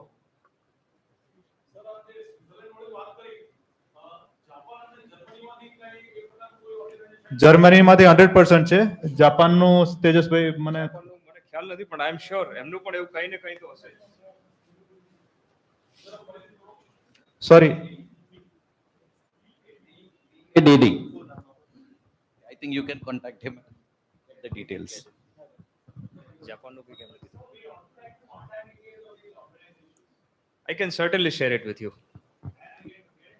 Certainly. Okay, I believe we can meet after the session gets over. We can have an early lunch break and then we can meet and discuss with each other. So thank you very much. The discussion is going on in a good way and I believe everybody is able to participate, ask questions. When he was talking about his milk thing, he also touched upon a critical aspect about labor issues. And that is a big challenge for MSMEs across the board, be it M or S or MSME or whatever it is. So I just wanted to check from these two gentlemen who are sitting over here, how do they actually take care of it? Because when I was talking to Mr. Shah, he said none of his employees have left him for last 12 years, which is a big thing in this industry, where people leave the organization is just a drop of an hat. So I just wanted to check with both of them, how do you manage to do that? Maybe you can share your experiences which can benefit with others also. Thank you Iyer ji. पहले ये बताना चाहूंगा कि कितने लोग IT में से यहाँ पे है, IT and IT related services में से. ओके, सो सबसे हाई चेंज ओवर रेशियो यहाँ पे होता है, मैं मानता हूँ तब तक। बाकी की सारी जगह पे यही चीज है कि जो प्रोडक्शन में मैंने एक ही चीज किया हुआ है कि जो भी काम करता है उसको एम्प्लॉय की जगह फैमिली मेंबर बनाया हुआ है। हम लोग बोलते हैं लेकिन करते नहीं है, बीइंग ए बिजनेसमैन। तो मेरी पूरी बिजनेस सीट ट्रांसपेरेंट है सबके साथ, मेरे सारे एम्प्लॉयज के साथ। एंड अगर वो कुछ परफॉर्म करते हैं तो वो उसमें से पार्टनर की तरह गेन करते हैं। सो this is how I build my team. And वो 12 साल से एक भी एम्प्लॉय छोड़ के नहीं है यार, बढ़ रहा है, कम नहीं हो रहा है। सो this is how I feel कि मैं सिक्योर होकर बाहर घूमता हूँ। जैसे यहाँ पे आज हूँ, वो लोग कुछ ना कुछ कंपनी के लिए कर रहे हैं और मैं खाली मार्केटिंग कर रहा हूँ इनडायरेक्टली। सो यही चीज है कि हम लोग सब कुछ बोलते हैं, लेकिन अगर आप ट्रांसपेरेंट हो जाओ, जैसे मैं अय्यर जी बता रहे थे कि किसी बंदे को अभी आता है तो इंटर्नशिप के लिए तो वो भी कुछ मांगता है। तो मैं कहा ये चीज मेरे हिसाब से थोड़ा गलत है। I might be wrong, but पहले मेरे पापा ने बोला था कि 1000 एक दिन तक कुछ भी एक पैसा मांगना मत, सीख के आना कुछ, फिर भी बिजनेस करने दूंगा। तो ही टोल्ड मी कि 1000 एक दिन तो तुम्हें देने ही है, देने, तब जाके तुम कुछ मांग सकते हो। मेरे को दूसरी एक चीज दिखाई थी कि जब भी सैलरी मांगनी हो ना, इंक्रीमेंट, तब परफॉर्म करना कि भाई आप 20,000 अर्न कर रहे हो कंपनी के लिए, तब 15,000 मांगो, क्योंकि अदर एक्सपेंसेस ऑफ कंपनीज होते हैं। तो आपका 25% तो एक्सपेंसेस अदर होते ही है, कुछ भी अगर कंपनी एस्टैब्लिश करते हैं ना। तो अगर आपको मांगना है तो उसके 25% कम मांगने हैं जो आप परफॉर्म कर रहे हैं ना। तो आज के दिन में हम लोग ये चीज समझा नहीं पाते शायद। Young generation is too good. हम बोल रहे हैं, मैं शायद मेरे फादर जितने थे उससे थोड़ा मैं ज्यादा टैलेंटेड होऊंगा, लेकिन उनकी मैच्योरिटी ज्यादा थी मेरे से। लेकिन यंग जनरेशन के पास मैच्योरिटी भी है एंड टेक्नोलॉजी भी है, दोनों चीज है उनके पास, just they need right guidance. और उसका एक एक्सपीरियंस मैंने ऐसा किया हुआ है कि मैंने एक स्टार्टअप बनाया अभी, जिसमें मैंने सारे 8 बंदे लिए हुए हैं and they are not paid anything, they are partners to me, ठीक है। और 1 साल से काम कर रहे हैं और हम लोगों ने वो प्रोडक्ट अभी लास्ट वीक लॉन्च की। अगर उनकी सैलरी होती है, they are the best of engineering fields, best है, लेकिन वो फिर भी जुड़े हुए मेरी पैटर्न्स के कारण या मेरे वर्क के कारण। और हम लोगों ने जब उनको सैलरी मिल रही थी, किसी को 5 लाख 10 लाख 12 लाख पैकेज मिल रहा था, they are freshers and graduate, ठीक है, तो उनको मिल रही थी। आज जुड़े हुए, आज हमने प्रोडक्ट लास्ट वीक पहली सेल्स की 2 करोड़ की, and they are being partners to me. They earn more than that what they can earn within a year. और उनमें जो फीलिंग है, जो गट्स है ना, वो शायद कभी भी मेरे साथ नहीं छोड़ेंगे, ठीक है।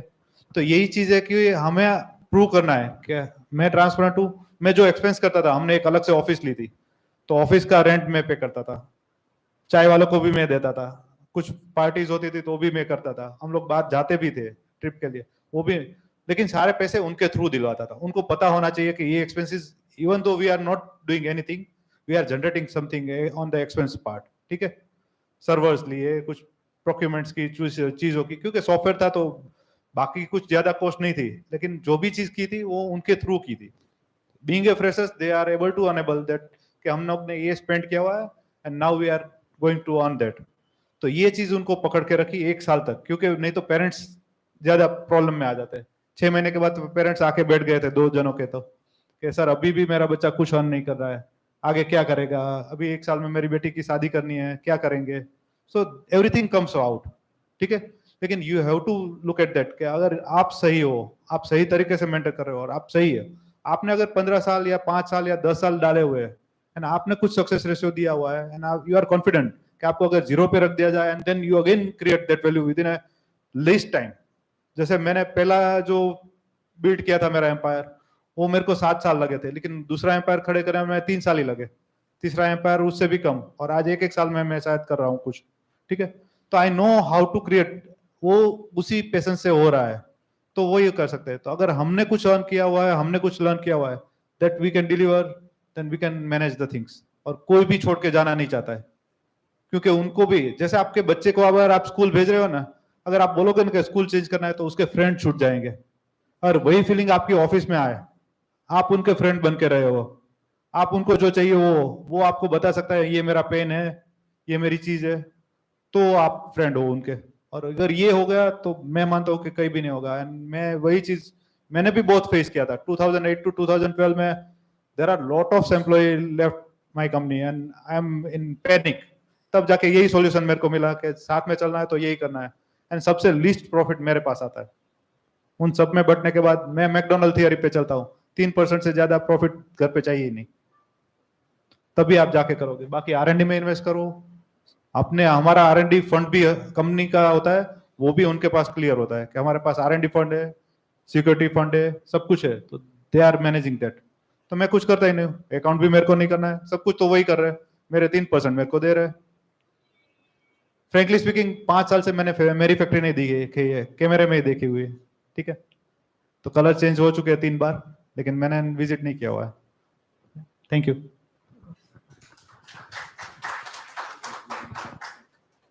You want to share anything? Sir ये एम्प्लॉयमेंट में ये प्रॉब्लम तो बहुत है लेबर का, और मैं तो एक्चुअली मैकेनिकल इंडस्ट्री मेरी है, मैन्युफैक्चरिंग का काम है, तो we see a lot of people going and coming in, ये चलता रहता है. और नए लोग जो जुड़ते हैं उनकी अपेक्षा बहुत ज़्यादा होती है, नए इंजीनियर्स जो आते हैं उनकी अपेक्षा बहुत ही ज़्यादा होती है कि they have a engineering title, so that means something and they need certain salary. तो वो एक एक्सपेक्टेशन, मतलब ये होना एक गलत चीज़ है. पहले तो आपके 5 साल तो मेहनत करने में, सीखने में आपको देने ही देने हैं. I think that should be understood to the students, that is the very first thing. उसके साथ साथ अगर हम हेल्पर्स की बात करें, ऑपरेटर्स की बात करें, ITI स्टूडेंट्स की बात करें, तो sometimes it is a real fact, ITI students engineer से ज़्यादा जानते हैं वो लोग. ये बात सही है, क्योंकि उन लोगों ने मशीन के ऊपर काम किया होता है, उनको टूल्स, उनको सारी चीज़ें अच्छे से मालूम होती है.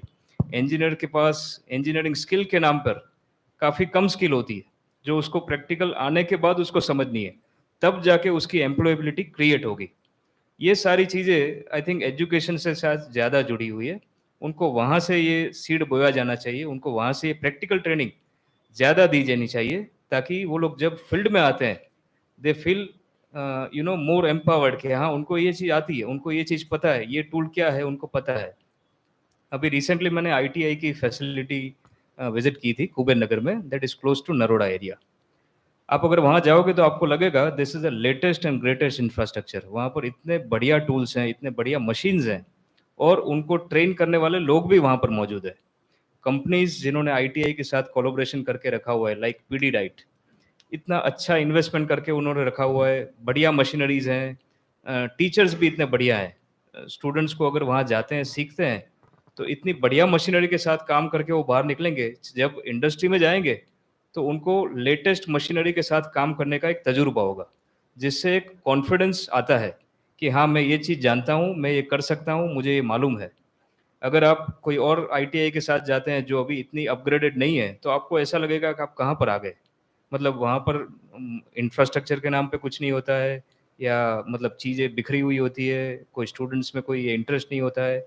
तो ये सारी चीज़ें मैटर करती है. अगर हम इंजीनियरिंग स्कूल्स की बात करें, इंजीनियरिंग कॉलेजेस की बात करें, तो वहाँ पर प्रैक्टिकल ट्रेनिंग काफ़ी कम रहती है, थियोरेटिकल पर ज़्यादा फोकस किया जाता है. वो आई एम श्योर जो भी इंजीनियरिंग कॉलेज से उन्होंने सब ने एक्सपीरियंस किया होगा. बट उसके बाद जब आप फील्ड में आते हैं तो आपको 2 4 5 साल देना ही देना है, और ये चीज़ मन में होनी चाहिए, तब जाके आप लॉन्ग टर्म में ग्रोथ कर पाएंगे.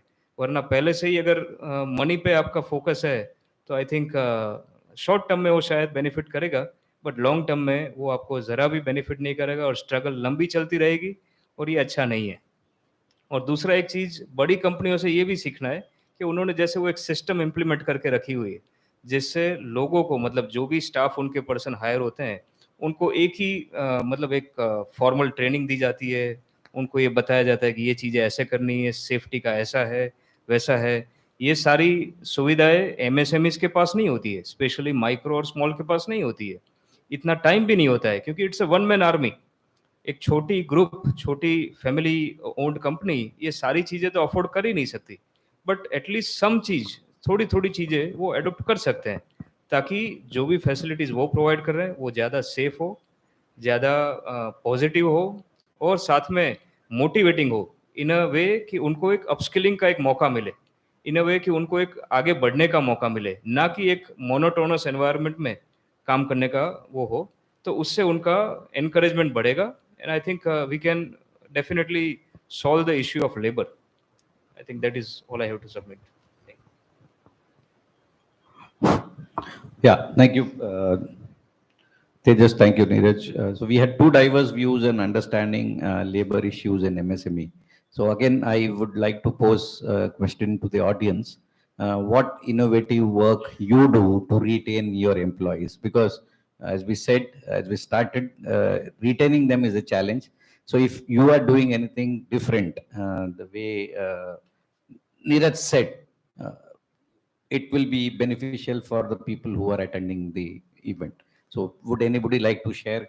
They are doing something different to retain the employees, or we have these employee issues continuously happening with you.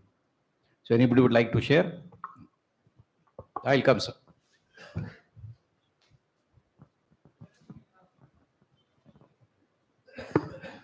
Thank you.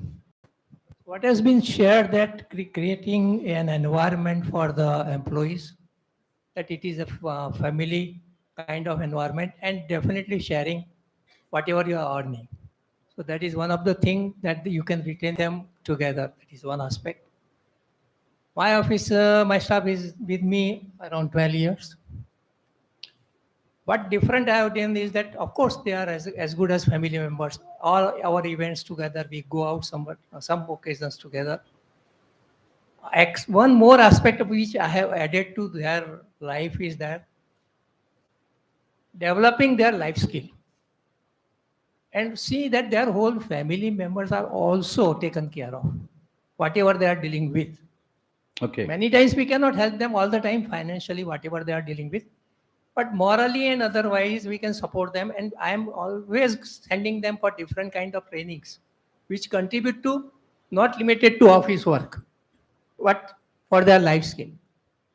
Somewhere, someday, if I am not running my business, they don't want to start their own. They are skilled enough to live their life powerfully. That is the whole thing which I am creating. Thank you so much. Thank you very much. I would like to add के family बोलना माने family की तरह treat करना होता है. Family में सब कुछ आ जाता है. मेरे एम्प्लॉइज शायद आज 3-4 बच्चे ऐसे भी है जो यहाँ से फॉरेन गए हैं, जो कभी जाना ही नहीं चाहता था. 2 ITI थे तो उनको मैंने डिप्लोमा करवाया. डिप्लोमा के बाद वो फॉरेन गए, लेकिन फॉरेन जाने के बाद उन्होंने वहां पे हमारा ही बिजनेस एक्सपांड किया. So that is what I believe के यही फैमिली बॉन्डिंग होता है. ऐसा नहीं है कि चेंज ओवर नहीं हुआ है, लेकिन हुआ है वो मेरे पॉजिटिव के लिए ही हुआ है. एंड मैं सबके साथ शेयर करता हूँ, एक्सेप्ट करता हूँ उनकी बातें कि उनको अगर ग्रो करना है तो वो ग्रो करे, साथ में रहे, एंड वो लोग रहते हैं. That is what I feel. या please. Myself, Sir, but I offer consultancy to MSME companies, and one of the niche area is employees attrition rate, how to reduce it. In that, I will share a few examples. One company, there the attrition rate was very high. What I suggested them, and they implemented, and they are benefited. I suggested that your junior employees, technicians, etc., there whosoever is performing really good, offer him a tour to Bangkok, Malaysia, Singapore, nearby such countries, just for 1 week or even 3 days. Because for them, even sitting in the plane itself is a dream for the whole life. And when they get this tour, then it becomes like a heaven for them. And they don't need 5-star hotel or like that. What they need is only simple hotel, because their simple hotel is also much better than our 3-star hotels, right? So they did it, and that motivated so many other employees that they started working on that line, and the company is substantially benefited out of this. Second, I tell you, the name is Duke Pipes, which is in Palanpur. The company is having around 400 crore turnover, and their employees, they were quite satisfied. And of course, the attrition rate was not that high, but still, what I suggested, that Palanpur itself is not a big town. It's a tier 3 city, we can say. And there, till now, there were not big companies. Very few big companies are there. And Duke Pipe is one of that big company, having 400 plus employees. I suggested the MD that you invite all your employees' family members. Arrange a vehicle to come over there, have a round in the company, how big is the company where their son or daughter is working. Let them see, because those days earlier, when their parents were young, those days Palanpur was very, very small, and they would have worked in a very small company throughout their life. So when they see such a big company, then they will be proud of their children, and the child also, their son, daughter, they also will get better, better treatment from their family members. So they did it, and they were given food, etc. also, and good treatment in the company, and that made a lot of difference in their life. And their attrition rate also started reducing, and people even started coming to their factory. To join that company. Yeah. So this is how it works.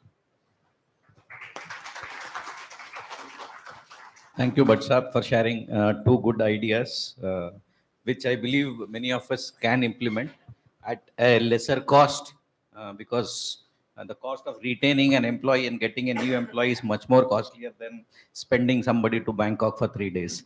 So I think that's a good idea for doing that. Okay, and inviting family members to be a part of the office to see how they are performed. So I have heard about it, where the single when an individual employee is actually made like a owner of that company on that specific day, and he is asked to bring his family, and he will be actually given much more importance on that day compared to any other day. So that shows basically a sense of achievement and sense of pride for the family as well as the individual who is working. So it's a good idea. Anybody who wishes to still share something, I thank Mr. Bhatt for sharing it. Anybody else who would like to share something, if they are doing something great. Okay. Again, as I said, it would be helpful for the industry per se. Yeah. Would you like me to come over there? For a very different background, I've been working with children with cerebral palsy and autism and all that. And how in that field to retain staff, because the pay is not very high as such. But one main thing was making them feel that, the institution belongs to them. That was something we really worked on, where even today now, after 20-25 years, they feel that it is, it is their institution. And, any whatever ideas they have, they can share, and, they're contributing to society. That was another thing. And we used to have regular workshops with them, where each of them could present case studies, discuss how they were dealing with the children, or if they found anything new, how, they have implemented that, and even their problems. So there were not many people who were from a very high, educational background that day. And that way, I mean, they needed the basic qualification what they needed for to work in this field. But we sponsored them for higher education, for learning different techniques to different places. This was actually in Andhra, small town Kurnool, and from there they could go to Chennai, they could go to Hyderabad, and do different courses and all that. So that really helped them to upgrade themselves and feel that, they were sort of much more contributing than what they could do earlier. So that really helped. And basically, as they all said, making them feel like a family. So that was really essential, and that really worked. Thank you. Thank you.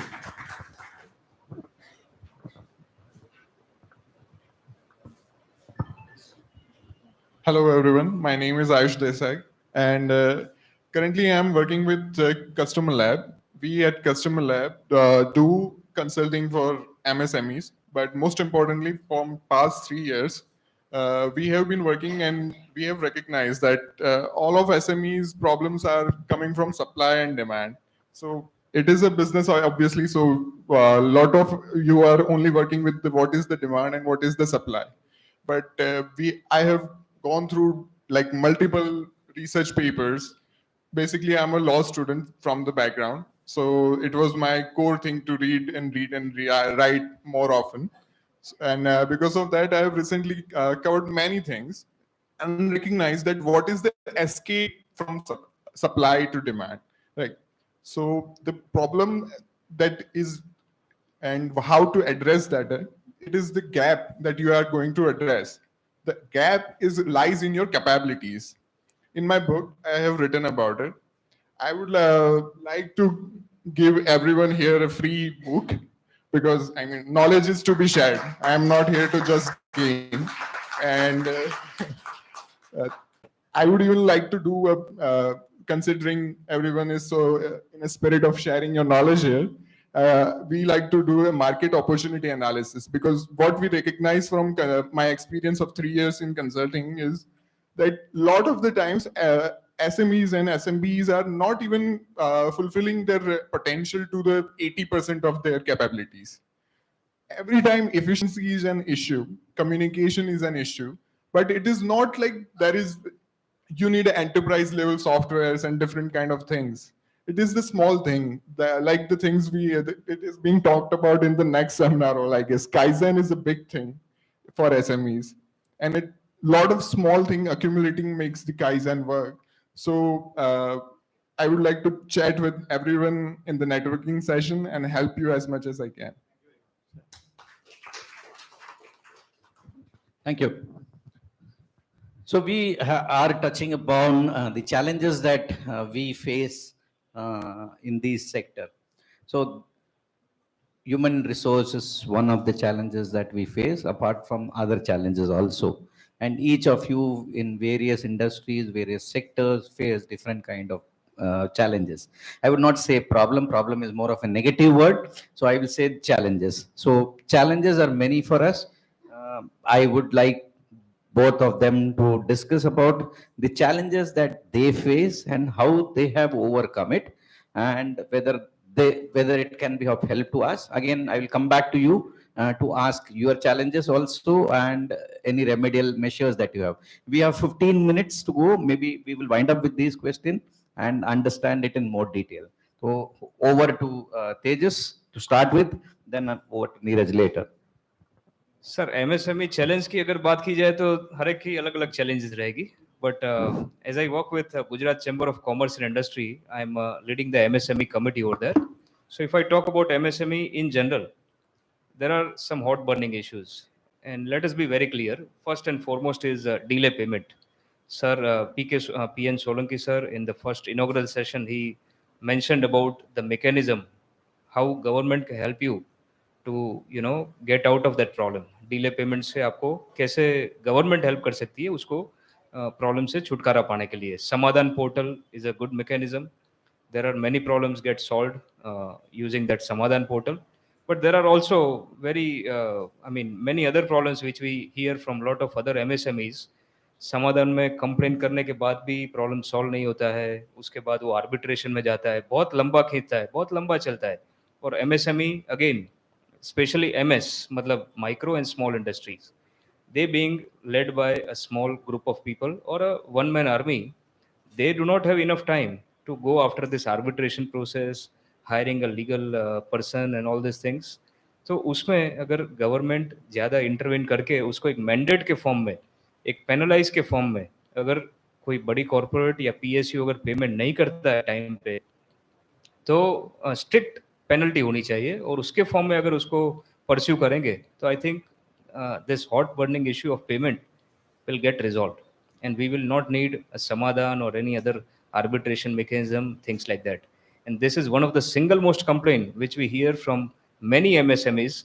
If you resolve this, I think there are several other things we can do it by ourselves, but please help us in doing this. Now government के पास एक दूसरी trades platform की mechanism है, जो आपके bill discounting की बात कर रहे थे सोलंकी सर, वो भी एक बढ़िया मैकेनिज्म है. काफ़ी पोर्टल्स है, मतलब 3 portals are there. Those are 3 private companies who have come up as a trades platform where you can upload your invoices and they can give you payment before your due date. उनकी अलग अलग bill discount की methods रहती है, और PSU के साथ जो भी आप डील कर रहे हैं या कॉर्पोरेट्स के साथ आप जो डील कर रहे हैं, जो कंपनीज ऑन बोर्ड है वो 3 प्लेटफॉर्म के ऊपर, उनके साथ आप जाके बिल डिस्काउंटिंग कर सकते हैं. बट काफ़ी सारे PSUs, स्टेट PSUs और काफ़ी सारे कॉर्पोरेट्स, इवन दो गवर्नमेंट का मैंडेट है कि 500 करोड़ से ऊपर आपका टर्नओवर है, आपको ट्रेड पे मैंडेटरी रजिस्ट्रेशन करवाना है, वो फिर भी आज लोगों ने नहीं करवाया, बड़ी कंपनियों ने नहीं करवाए. उनके पास तो सिस्टम्स है, उनके पास एक्सेस है, उनके पास वर्कफोर्स है, फिर भी उन्होंने नहीं करवाया है. तो गवर्नमेंट का ये क्लियर मैंडेट होना चाहिए, और अगर नहीं करवाया तो एक पेनलाइज फॉर्म में होना चाहिए कि अगर आप नहीं करवाते हो तो फिर आपको पेनल्टी होगी. तो ये सारी चीज़ों से छोटे व्यापारियों का प्रॉब्लम सॉल्व होगा. दूसरी एक बात, माइक्रो और स्मॉल इंडस्ट्री के लिए ये सारी चीज़ें बात की जाती है, भले जनरली हम MSME बोले, but this is only for micro and small industry. Please be clear in that. Medium is not in this delay payment act. That is not covered. सिर्फ माइक्रो और स्मॉल के लिए ही ये प्रोविजन लागू है. उसके अलावा काफ़ी लोग आप में से जानते होंगे, बैंकिंग, फाइनेंस, मतलब फाइनेंस लेना और बैंक से लेना, that's a hard work. It is not so easy. तो उसमें भी काफ़ी चैलेंजेस है. उसके लिए गवर्नमेंट ने तो काफ़ी सारी स्कीम्स निकाली है, बट प्राइवेट बैंक्स कुछ ना कुछ तरीके निकाल ही लेती हैं to avoid giving you loan, और आपको मतलब काफ़ी परेशानियों का सामना करना पड़ता है. तो ये चीज़ों में मतलब एंटरप्रेन्योर को एक इस तरह देखा जाना चाहिए कि भाई एक ग्रोथ इंजन में वो एक सहयोग दे रहा है, नेशन बिल्डिंग में हेल्प कर रहा है. उसको उस तरह से बैंक को एक मैंडेट होना चाहिए कि आप उनको हेल्प करना ही करना है. GST के या जो भी उनके टर्नओवर के डेटा है, उनके जो परफॉर्मेंस के डेटा है, उसके बिहाफ पे उनको एक लेवरेज मिलना चाहिए, और उनको एक ease of access, ease of finance का ये राइट मिलना चाहिए. That is a need of the hour. अगर हमें ये बड़ी इकोनॉमी बनना है तो ये तो होना ही होना है. और माइक्रो को स्मॉल में जाना है, स्मॉल को मीडियम में जाना है, तो जब तक वो फाइनेंस ईजी नहीं मिलेगा, how we will go to the next level. तो कॉरपोरेट कंपनी तो अपना तरीका निकाल ही लेते हैं. और प्रीवियस सेशन में तेजस भाई पटेल ने भी बताया था एक नया रास्ता जो कि काफ़ी सालों से चल रहा है. मतलब small and medium companies can go on board and in equity form they can do the financing, which is a nicer way of doing it. but उसके पहले जो काफ़ी सारे दूसरे स्टेप्स हैं बैंकिंग के, जो हमारी लोन के जो तरीके हैं, उसमें भी ईज ऑफ एक्सेस होना ही चाहिए. This is absolutely very important. और दूसरा हमने लेबर का तो ऑलरेडी बात कर लिया. That is also one of the challenge faced by each and every sector. Let it be a very laborious work, let it be a very soft skill work, सभी जगह पर ये प्रॉब्लम है. So I think these are my submission for the challenges which we are facing as of today. Thank you.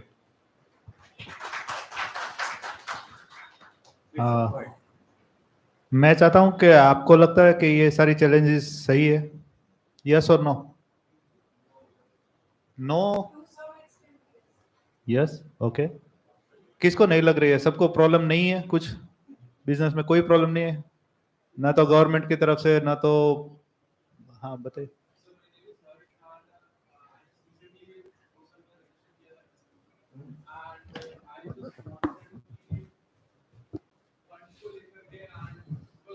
I'm not that aware. I'm not really that aware कि किस तरीके से करना चाहिए, क्या है. So मैं पूछना चाह रहा था कि किस तरीके से रिसोर्सेज एक्वायर हो सकते हैं, मेंटरिंग एक्वायर हो सकती है, या किस तरीके से एग्जीक्यूट हो सकता है प्लान. तो अगर आप कुछ इसके लिए शेयर कर पाए. हाँ, फाइनेंस के लिए जैसे तेजस भाई ने बताया वो सारे प्रॉब्लम जेन्युइन है, मैं तो मानता हूँ, लेकिन मैं उसके अलग तरीके ढूंढता हूँ सॉल्यूशन के. तो मैं आपसे वही सुनना चाहता था, क्योंकि हम लोग जुगाड़ू लोग हैं, सिंपल भाषा में बोले तो हम लोग जुगाड़ू लोग हैं, तो ही बिजनेस में रह पाएंगे एंड कर पाएंगे स्मूथली. अगर हम लोग यही उलझन में पड़े कि ये गवर्नमेंट चेंज करेगा, गवर्नमेंट हमने बनाई है, हमें चेंज करना है. So how we have to tackle it, that we have to look at that. तो पहली चीज है फाइनेंस वाली बात करते हैं. सर बता रहे, तो फाइनेंस के लिए किसी के पास जुगाड़ है? हाँ सर, लेट्स से कल ही मैंने एक MSME रजिस्टर किया है, ठीक है, and I'm a digital marketer and I have got like I know a few things. मुझे डेटा निकालना आता है या कुछ चीजें करनी आती है, and I have got a service. Now how do I get funds and resources for expanding it? Okay. So तो पहले तो आपको फंड क्यों चाहिए? आप तो डिजिटल मार्केटिंग में हो. I am there, but sir जो बेसिक रिसोर्सेज हैं, सपोज कीजिए कि कोई पर्टिकुलर सर्विस अगर प्रोवाइड करनी है, तो आई एम नॉट गोना, मतलब I will need a few team, like एक दो जने साथ में चाहिए, तो उनको भी कुछ पे करना है. तो मैंने पहले ही एक सॉल्यूशन तो बता दिया, पार्टनर्स बना लो. पहली चीज है सिंपल सी जुगाड़. मैंने वही किया, पूरा स्टार्टअप बनाया, जो मेरे लिए भी नया एक्सपेरिमेंट था. हाँ, no doubt I had paid some few amounts for office works, ठीक है, वो तो हम बंद करने वाले थे. हम अकेले एम्प्लॉय थे तब भी करने वाले थे, एंड साथ जुड़े तो भी करने वाले थे, बाकी कुछ नहीं था. लेकिन you can do much more things.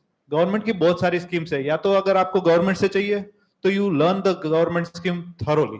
हम लोग क्या करते हैं, डिपेंड हो जाते हैं on agents, on the government peoples.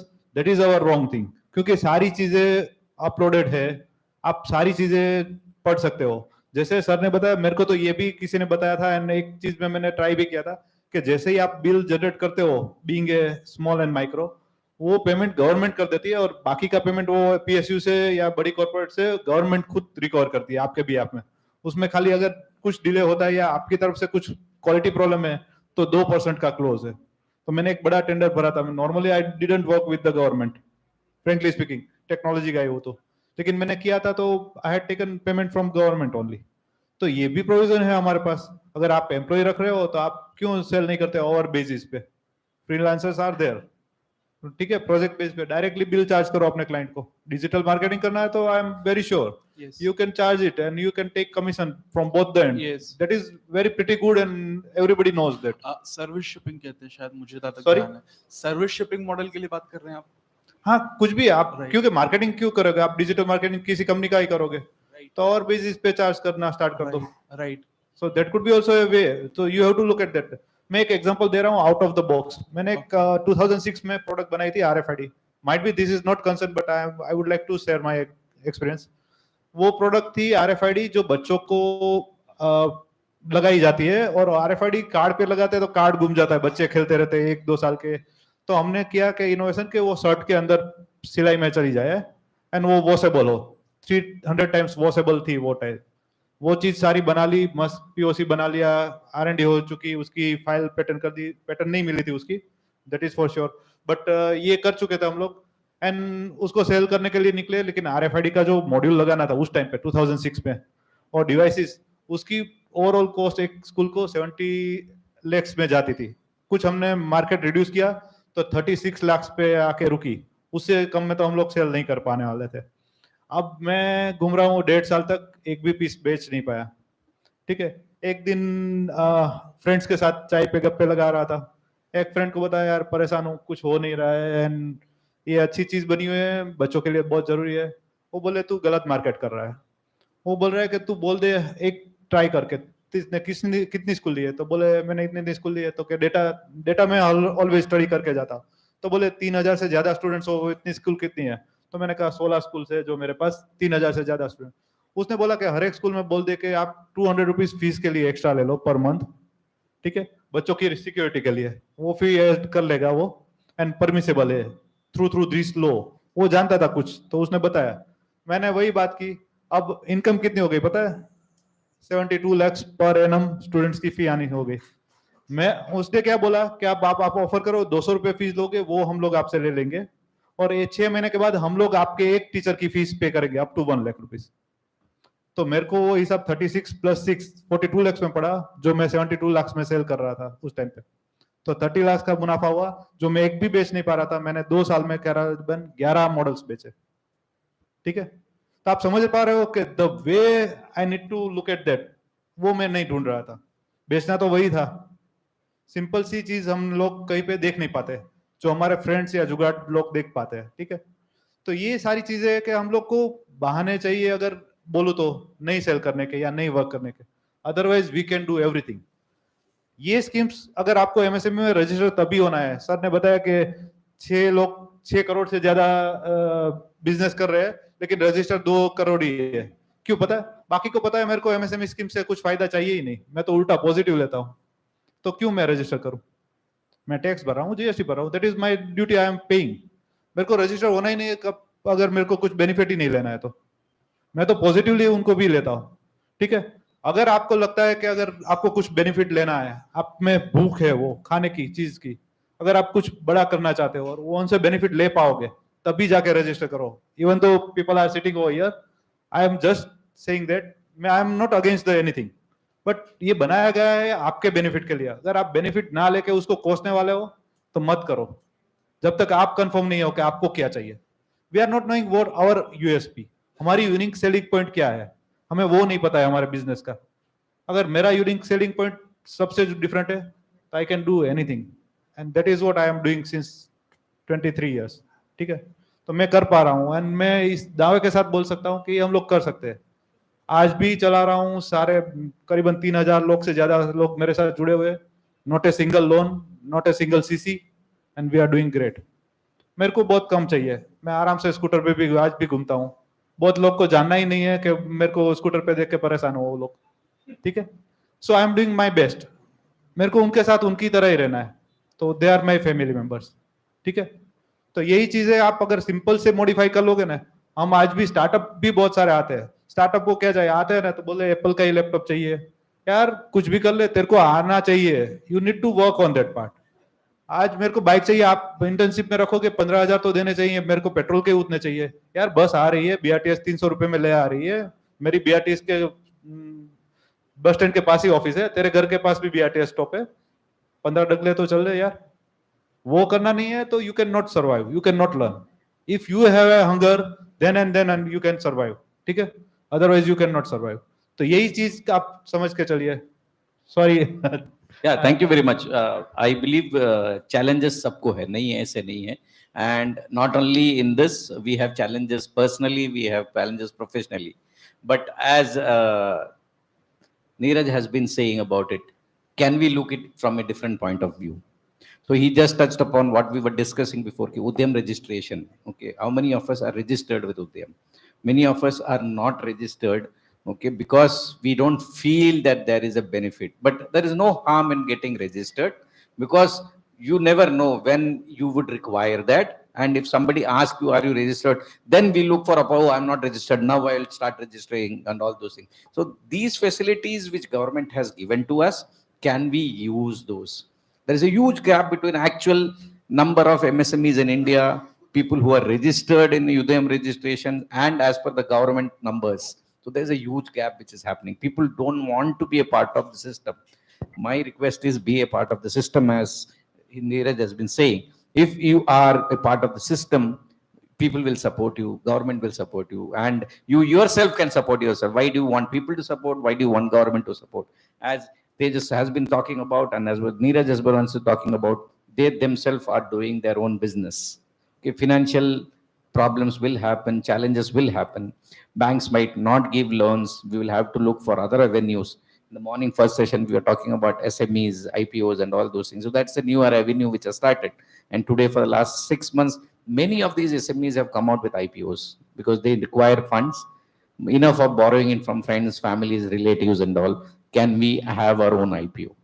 So with this, I do wanted everybody to share their opinion, but I am standing in between you and your lunch, which I don't want to do it more. It's already 1:20 plus. Our break time was 1:15.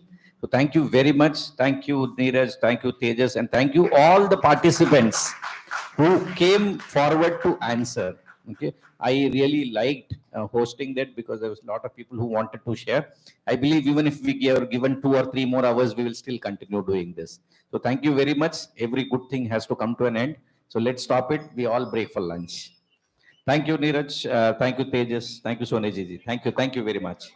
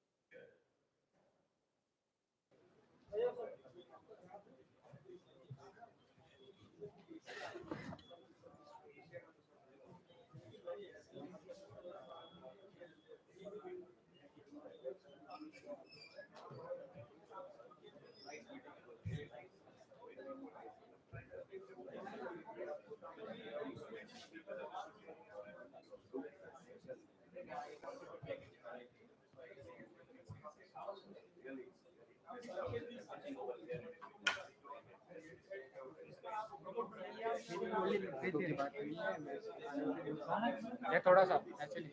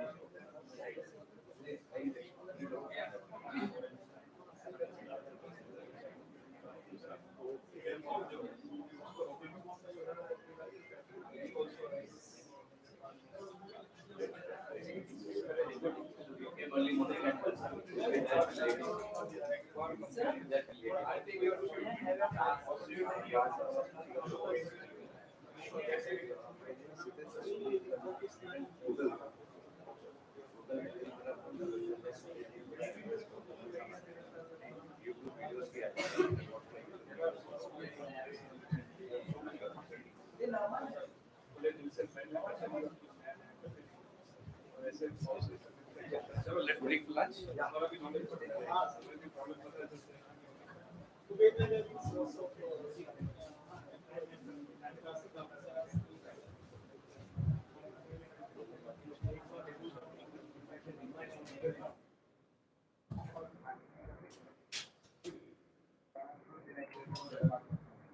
If you are requested to join the lunch, please come.